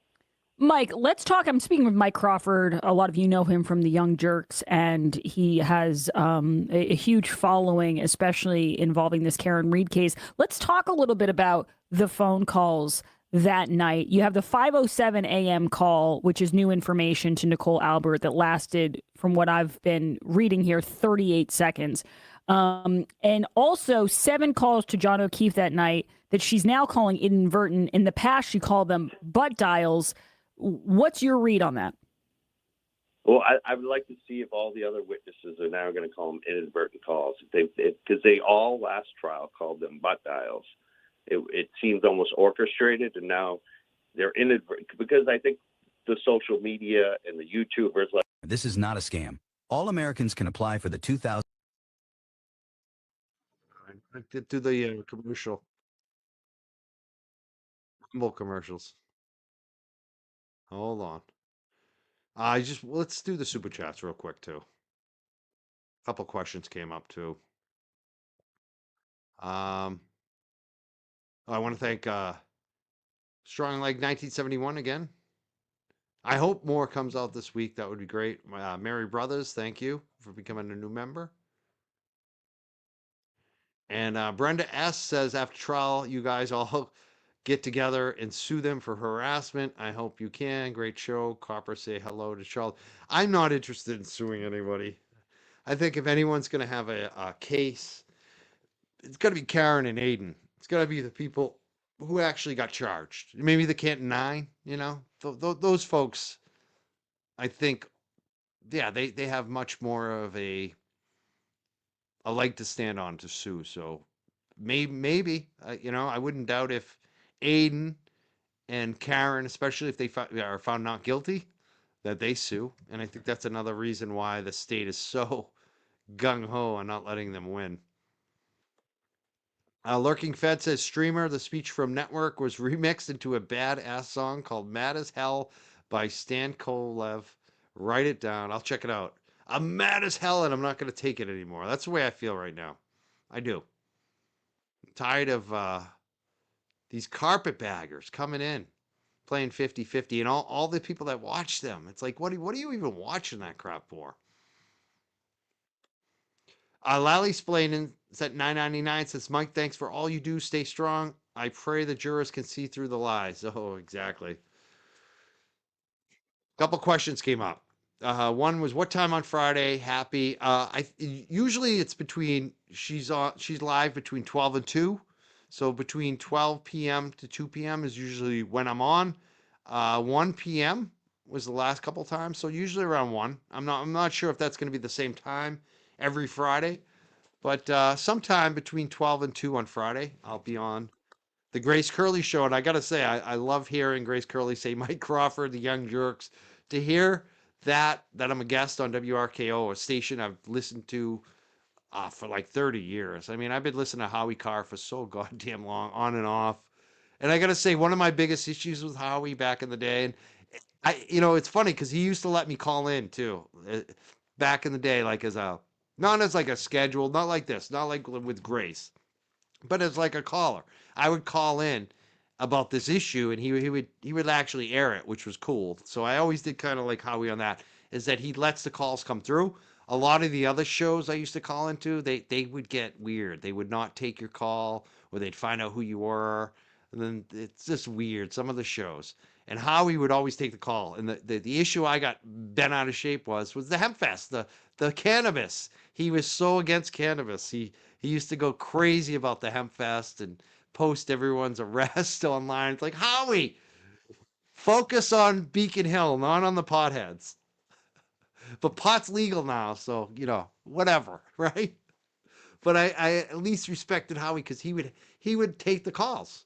He would take the call from Pothead Mike. It was fun. So I've listened to Howie forever. You know, I like that he exposes the corruption. Here's a question about Howie. Red Eye says, "Does KP go after Howie Carr?" Yes. She like posted what I felt like was a threat to Howie. Actually, yeah, exactly. I mean, that's what I'm talking about. These people go after everybody. Anybody that is pro Karen Reed gets attacked by KP and her crew, including Howie Carr. And she actually did get a ding on Twitter. I noticed that kind of threat got taken down. So she got dinged for whatever. I can't even remember what it was exactly that she posted, but to me reading it, it felt threatening. And it did get removed on Twitter. And they don't, Twitter is like, they don't remove anything. So if they remove something she posted, it was pretty gross. Question from Bonnie Bell says, Mike, is Jean safe? Are they after her too? Prayers for her. I mean, she is frightened. I mean, that's why she was anonymous. The only reason Jean was anonymous is because she didn't want KP to find out. She knew KP would eventually find out, but she was hoping to move out of her place before KP found out. And she was in the process when KP did find out and threatened her, and apparently, allegedly posted those threats on her door. So I feel like, from what I know, Jean is safe. She's staying in another location. She is moving. She does have a new place. So, just in terms of moving is going to be an issue for her. That's the real issue. I haven't talked to her in a couple of days, so I don't know what's going on that front. But I think that she definitely does have some support, and if she needs more, she'll get it. She knows she can get support from the Free Karen Reed people, and I know that she feels the support. So, thank you everyone for supporting Jean. All right, I think we're all caught up. Are we all caught up? Yeah, we are. Let's go back to the video. Let's play the end of this, if we can. They got another commercial up. Hold on a second. All right. Add to the stage. Let's go back to this video. Let's finish this video up. Had so much fun with the butt dialing because it's so obviously not true and impractical. A lot of us might butt dial in this day and age with our cell phone once or twice, but to do it 7 times, like that just doesn't happen. People don't do that. And not over and over, like every single witness, like, Brian Albert is doing this with Brian Higgins, and there's so much of this. So I think that's obviously, and she denied it. She said, we didn't have a conversation. Who knows what happened there? It seems like, to me, they were alerted. That just raises the question: what were Brian Albert and his wife alerted that John O'Keefe was out in front of the house, or that he was missing at that point at 5 a.m. So, because they never came out.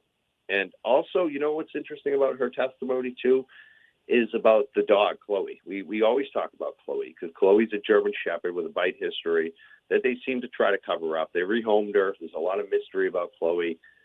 There's obviously the pictures of the arm that look like dog bites. I'm a dog guy. I walk dogs for a living.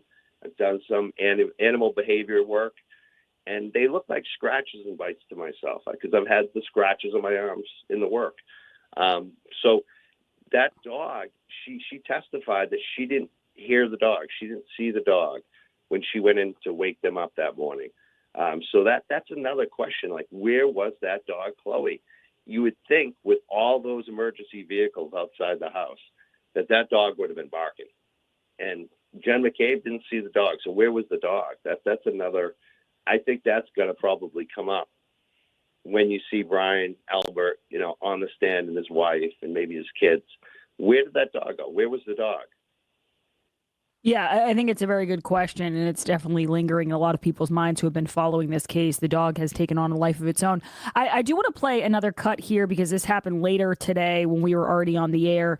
The house long to die in cold is obviously a focal point of this entire Karen Reed trial and now the retrial. Take a listen to her response. Every time you're asked, it's about a Google search at 2:27 a.m. That's all I'm asking. It is, but it's not one that I remember doing or making or did. It's not one I did. It's just one that is in a record that was misread. Are you denying that you made a Google search at 2:27 a.m.? If you could show me this Google search, I'd appreciate it. Mike, I'll let you have the Why last does word. After all of this discussion, the last 2 years, they've made T-shirts about the Google search. She now needs to see the record. This is just typical Jen McCabe. It's ridiculous. I don't know. I'm speechless by it. The way that she acts, it's just so out of pocket. It's so strange and bizarre. You would think that she would have got a little bit better at this after how many grand juries she's been in front of, the federal, she just, it's unreal. I'm just almost speechless by it, that's her response. Like, show me the record. Like, you've already seen the record. You know that it exists. You know it's in contention. I don't know. It just, the whole thing. And they changed their story again. She changed her story again about that morning, the search that she said that actually did happen that morning, which seems bizarro in itself. Do you think Karen actually asked Jennifer McCabe to, hey, my boyfriend's dying here. Go Google this for me. Who does that? I don't believe that even happened, but let's pretend it did happen. Jennifer McCabe is now saying, no, it didn't happen in the police car because there's proof that it didn't happen. So now we're going to change our story and say it happened outside the car. So she's changing her story even again about what she admits happened on the Google search later on that morning. I mean, it just, none of it passes muster with me. Mike Crawford from the Young Jerks, we thank you so much, and we will talk to you again next week. Actually, really quickly, Mike, I know Jen McCabe, a lot of people were waiting for this testimony. It seems like it's going to wrap up today. Who's the next person that you're very much interested in hearing from? Oh, I can't wait to see Matt McCabe, her husband. Hopefully he's soon. That's going to be a big one too. Looking forward to seeing her husband, Matt McCabe, on the stand. All right, awesome. Thank you, Mike Crawford. We appreciate the time. I know you're very busy covering this trial, and we will be right back. But first, I want to let you know that I'm also busy walking dogs. So funny. It's so to listen to my back on that too. It's tough for me because I'm like, I need a microphone. I'm doing it on this crappy cell phone with that I can't plug in, so I can't even plug a mic into it or even earbuds. I'm like on speakerphone. I probably should get a new cell phone or figure out a way I can do the show through my system here. I don't know. It doesn't listening to it's hard. It sounds so different. I definitely sounded like I had the sniffles too. But I want to thank Grace Curley so much for having me on the show to discuss. I'm glad she's given time to Karen Reed. I'm glad Howie Carr's all over it. Looking forward to next Friday. I'm looking forward to tomorrow, Monday. Monday, we got court again. We'll be broadcasting live in the morning. I'm not sure about tomorrow night. There's some stuff in my life I might be dealing with tomorrow night. We'll see. It's a lot going on right now. Some stuff I can't talk about, so we'll see. I'm kind of leaving it. I'm kind of leaving it like open right now on shows and when I do them. I'll be around. I just don't know when and the planning part of it so much. So I guess I'll see you when I see you. But we'll be live broadcasting tomorrow morning. Karen Reed trial, 9 a.m. I'll see you there in the chat. I want to thank everyone for the super chats tonight. I think another one came in. I got to acknowledge. Yes. Holly Johnson says, thank you, Gene. I wish more would stand up to the bullies like you. Mike, you rock. Mike was my other super chat off limits. Oh, did I miss one of your super chats tonight? I'll take a look. Lally Splendid says, Mike, thanks for all you do. Stay strong. I pray the jurors see through the lies. Thank you so much, Lally Splaining. Let me look. Did I miss one of your super chats tonight? Oh, here's one. Here it is. Holly Johnson says, do you think Jen was taking something to keep her calm? Possibly. I have no idea on that. I don't know. I mean, that could backfire too. It depends, I guess, whether she's comfortable taking that stuff. Like, I feel like if you're gonna take that, you've probably taken it for a while, could get used to it. I don't know. Definitely possible. I don't know. Maybe not though. I just have a feeling that she was coached. That's more what I feel like. I feel like she was coached to keep her calm. And I don't know. The reason why I kind of doubt it too is because I felt like she was still seething. I felt like, her body was showing that she was still angry, even though she wasn't like yelling at him like before. So I kind of doubt it, but it's possible. Definitely possible.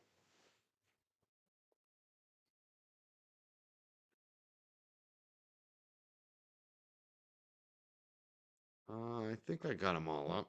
I want to thank everybody who's been supporting me. Like Glenn Lake said earlier, he said, Mike said he's almost done. There'll be an hour left of the show. Kind of. I've been going for a while. This has been a long show. I was earlier too. When I first started, I was like thinking this is going to be a quick show.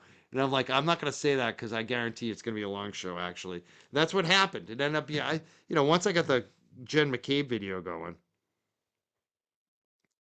I want to thank everyone. There was one super chatter, not super chatter, a Venmo contributor tonight who didn't want me to read her message. Um, she sent me a couple private messages with some info she wanted to share with me. I really appreciate her, and I'm not going to read her message. I'm not going to say her name. She said not to, but I just wanted to thank her for sending the Venmos tonight. Thank you very much. And she's also someone who does a lot for the movement, and I definitely appreciate her. Appreciate what she does. Thank you so much for everything you're doing. You know who you are.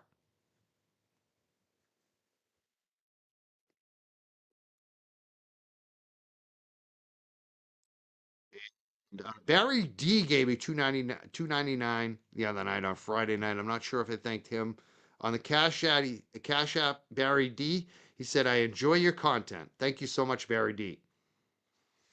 All right, I think we're all caught up on super chats, on Venmos, and Cash Apps.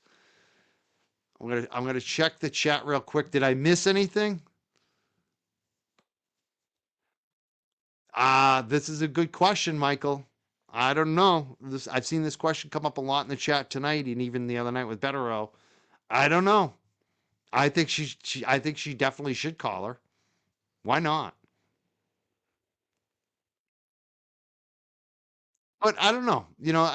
This is again, this is where lawyers their experience comes into play because the lawyers are going to think what will we get out of it? You know? So it depends if they think they can get something out of it. I mean, I think they've already established what happened. So maybe they don't need to bring up the sister, Denise. But maybe they feel like it will help. It really depends on if the defense. This is what Betero always says. What are you getting out of it? What's the purpose? Is it going to help you? So it's got to help, and it possibly could help, but maybe they don't think it will be that helpful. So I don't know. I really don't know. And someone said, "Hi, Jean from Dorchester. Is she in the chat tonight?" I'm sure she is. She always does watch. I know that. I know Jean's always watching. I'm sure she's in the chat tonight. Probably missed her message. Hi, Jean from Dorchester. I want to thank Mrs. Sallyport. She from looks like Australia just sent $2.99. Thank you so much, Mrs. Sallyport. Really appreciate that. And I'm just checking out the chat before I leave. Yeah, that's what we need. Send Jean some love and support.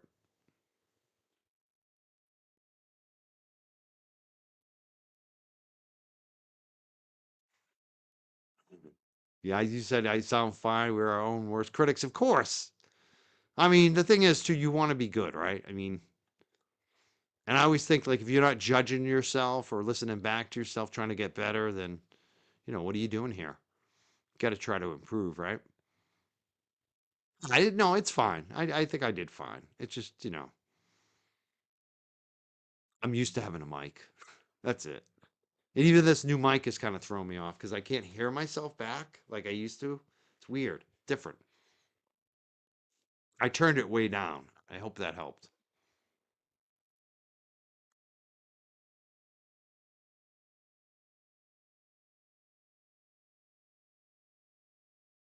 Yeah, again, it could be maybe that's what they want to call her for.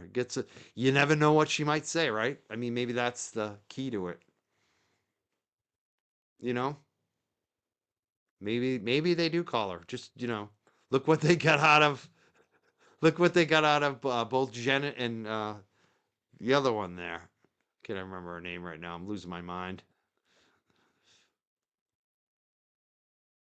Yeah, we will definitely support Gene.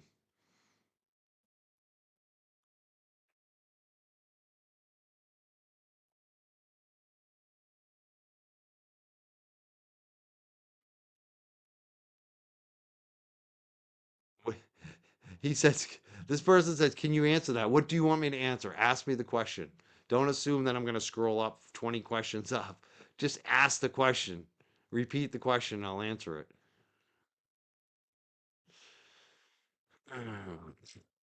Unless you want me to scroll up. Let me hold everyone up and scroll up for your question since you didn't post it and you seem like you want an answer on something. I can't find it. I'm not gonna look. I'm sorry. Someone says I love this new segment. I'm glad you enjoy it on Grace Curley Show. It's also on Facebook, Howie Car Radio Network. You can find it on Facebook or Rumble. That's where they broadcast live on the internet. Or again, just on regular radio, WRKO 680 AM in Boston, one of the longest running radio stations in Boston.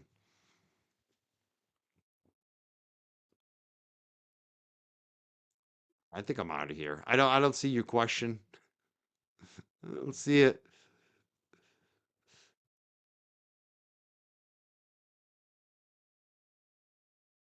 Yeah, right. This is what I think when you say a man's lying in the snow. That's probably a homeless guy or a drug addict, someone who OD'd, right? Ooh, that's a good point, Bianca. I saw she was back. She's doing some stuff on Jim McCabe. I haven't watched it. I definitely do want to watch it. I definitely should bring Bianca back, Corinna. That's a good point. Bianca MMM. She's really good at body language. I she's been on the show before. She's been a great guest, so definitely we'll try to get that back on. Get her back on. Get the body language expert back on the show. WARKO 680 AM equals amazing.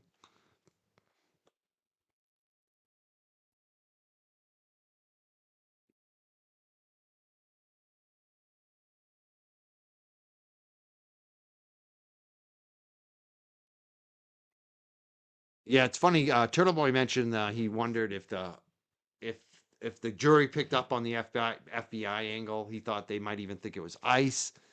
I saw some pushback on Twitter about that, thinking that that was out to lunch. I don't know. I think he's got a point. I don't even think they'll think it's ICE. I think they just won't pick it up. I mean, last trial, the jury didn't pick up on the FBI. They didn't figure that out. I have a feeling something similar is going to happen. They're just going to miss the whole thing.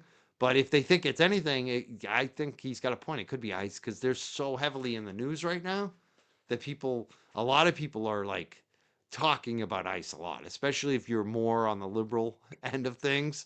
I mean, I hear a lot of talk about ICE. So totally has a point there. They might think it's an ICE thing.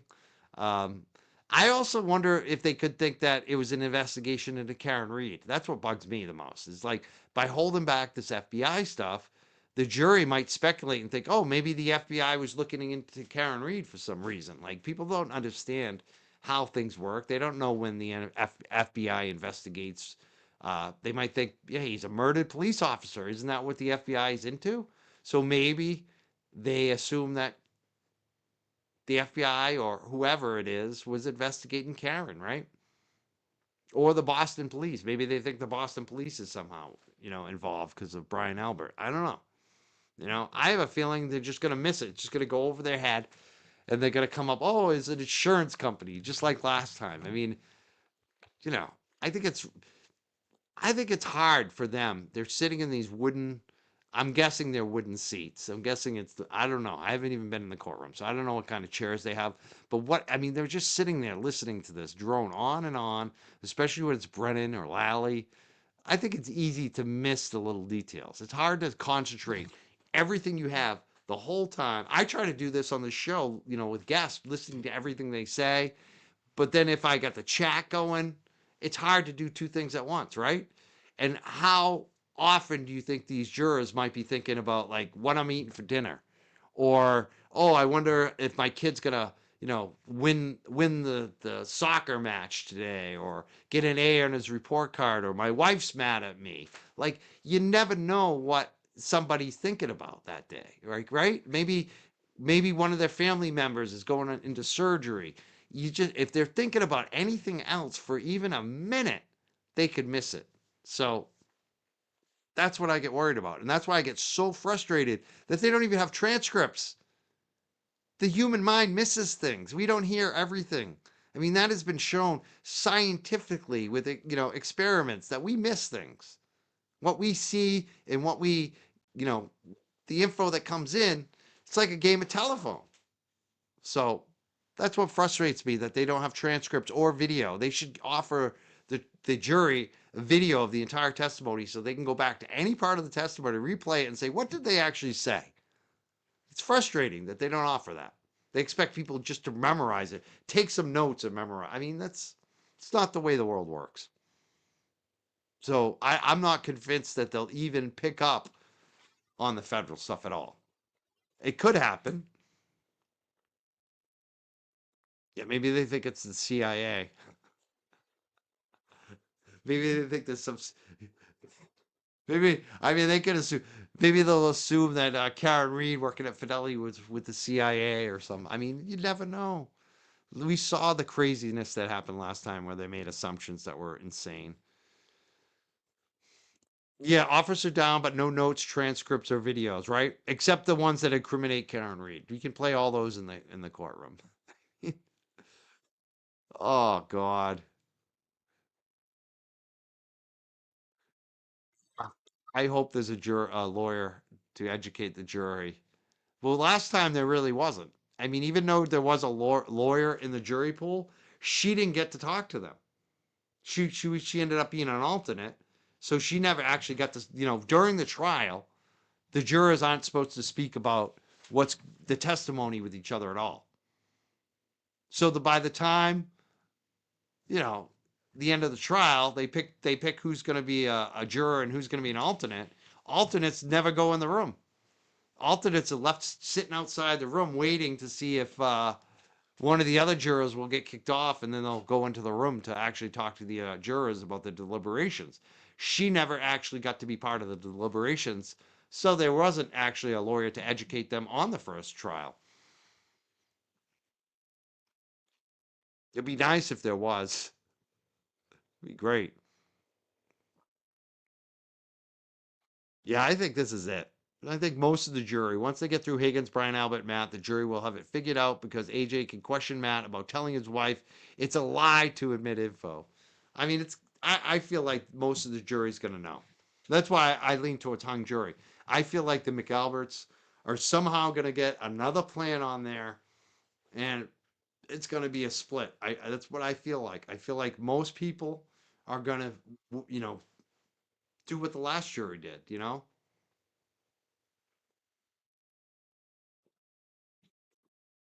All right, I'm going to head out. I'll see you tomorrow morning, 9 a.m. 9 a.m. We'll see you tomorrow morning. Karen Reed Trial 2.0. Run the World wants to know anyone from Winchester. That's where Kirk Minahan's from. On the way out, I want to hear from you. Where are you from? Tell me where you're from. What cities and towns are you listening from? What states or what areas of the country or the world? Or what country are you in right now?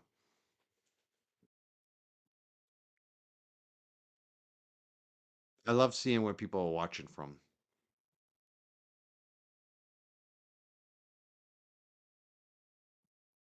Blue Ridge Mountains, Salem, Oregon, Columbia, South Carolina, Arizona. Crazy. San Diego, California. Wow, that must be nice. Washington State, Texas, San Francisco Bay Area, Situate, Rhode Island. Situate, Rhode Island. I thought that was Massachusetts. North Korea. Are you kidding me? Are we legal in North Korea? Hanson, New York City, South Africa, Yorkshire, UK. Wait, I just met someone from Yorkshire. Is that you? Yorkshire, UK. I met someone at a party the other night. She was from Yorkshire. She was a very sweet young lady. Northwest Louisiana, South Boston, Richmond, Virginia, New York City, New Zealand.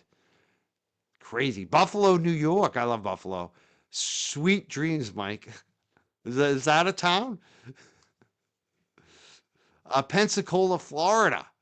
Ozark, Alabama. I love that show. Ozark. That was such a good show. Newburyport. Now you're talking. I used to work at the Grog. Used to be my hangout. I met one of my girlfriends at the Grog, where I used to work. England, yeah. Vermont, Pensacola, Florida.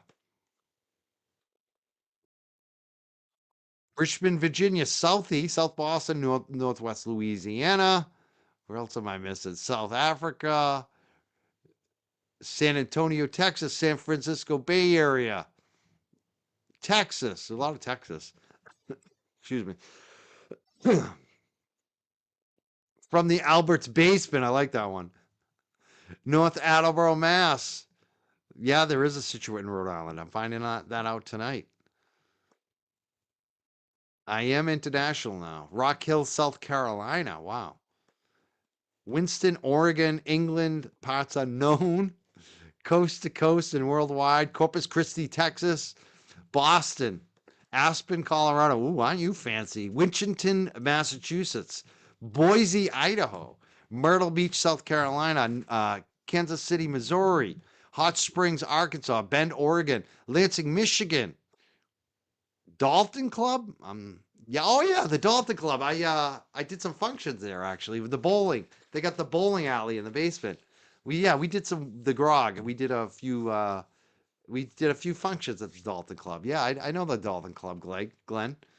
Did I ever serve you some food at the Dalton Club? Possibly. Who knows? That would have been decades ago. Is that place still there? Ontario, Canada. I can't even say Hawaii. We'll just say Hawaii. DC. Yeah, the grog. I love the grog. It was fun. Orlando, Florida. Yeah, the owner of the grog. That guy actually gave me my first job even before that when I was like sub minimum wage. I used to work at his gardens. It was called Perennial Gardens in Byfield, Mass, or Newbury, Mass. And then I worked for him later on at the grog, his restaurant. Brockton, Ohio. Yeah, it was funny too when I worked at Perennial Gardens. I was like 14, 15. It's like the first time you like drinking alcohol, you sneak it with your friends. I was so hungover one day. I was like 14, 15 years old, and I'm like puking in the hedges while I'm supposed to be working. And then I fell asleep in the hammock. And thank God they knew my mom. They didn't fire me, but I got in trouble with my mom later. They were like, I think he was drinking last night. They knew I was a teenager up to no good.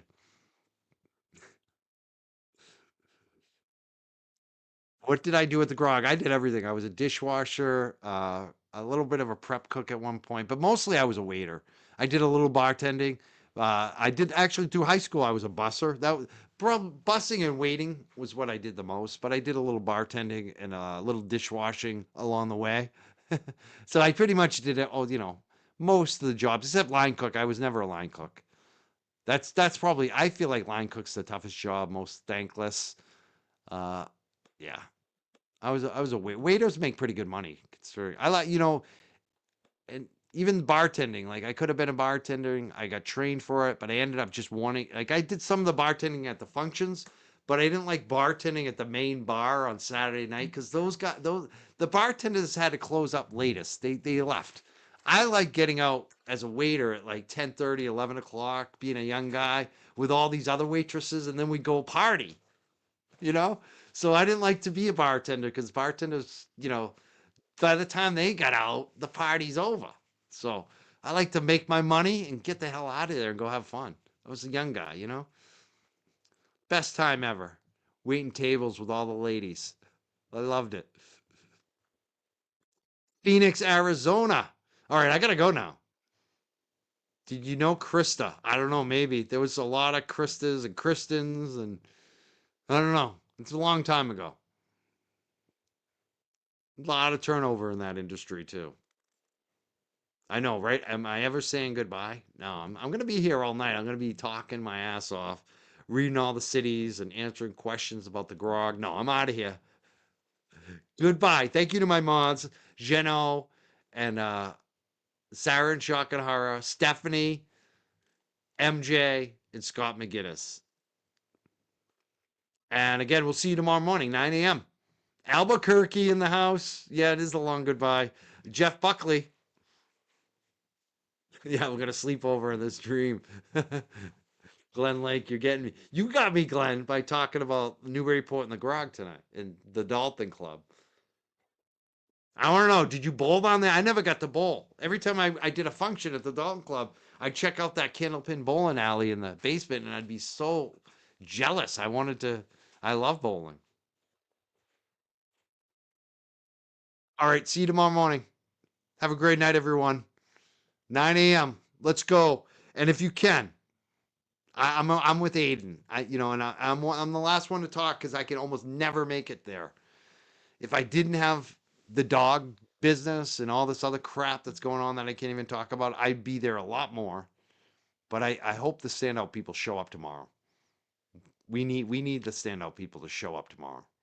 So if you can, if you have the ability, you have the time, get out there and support Karen Reed tomorrow morning, 9 a.m. And I hope to make it out there eventually, maybe this Friday.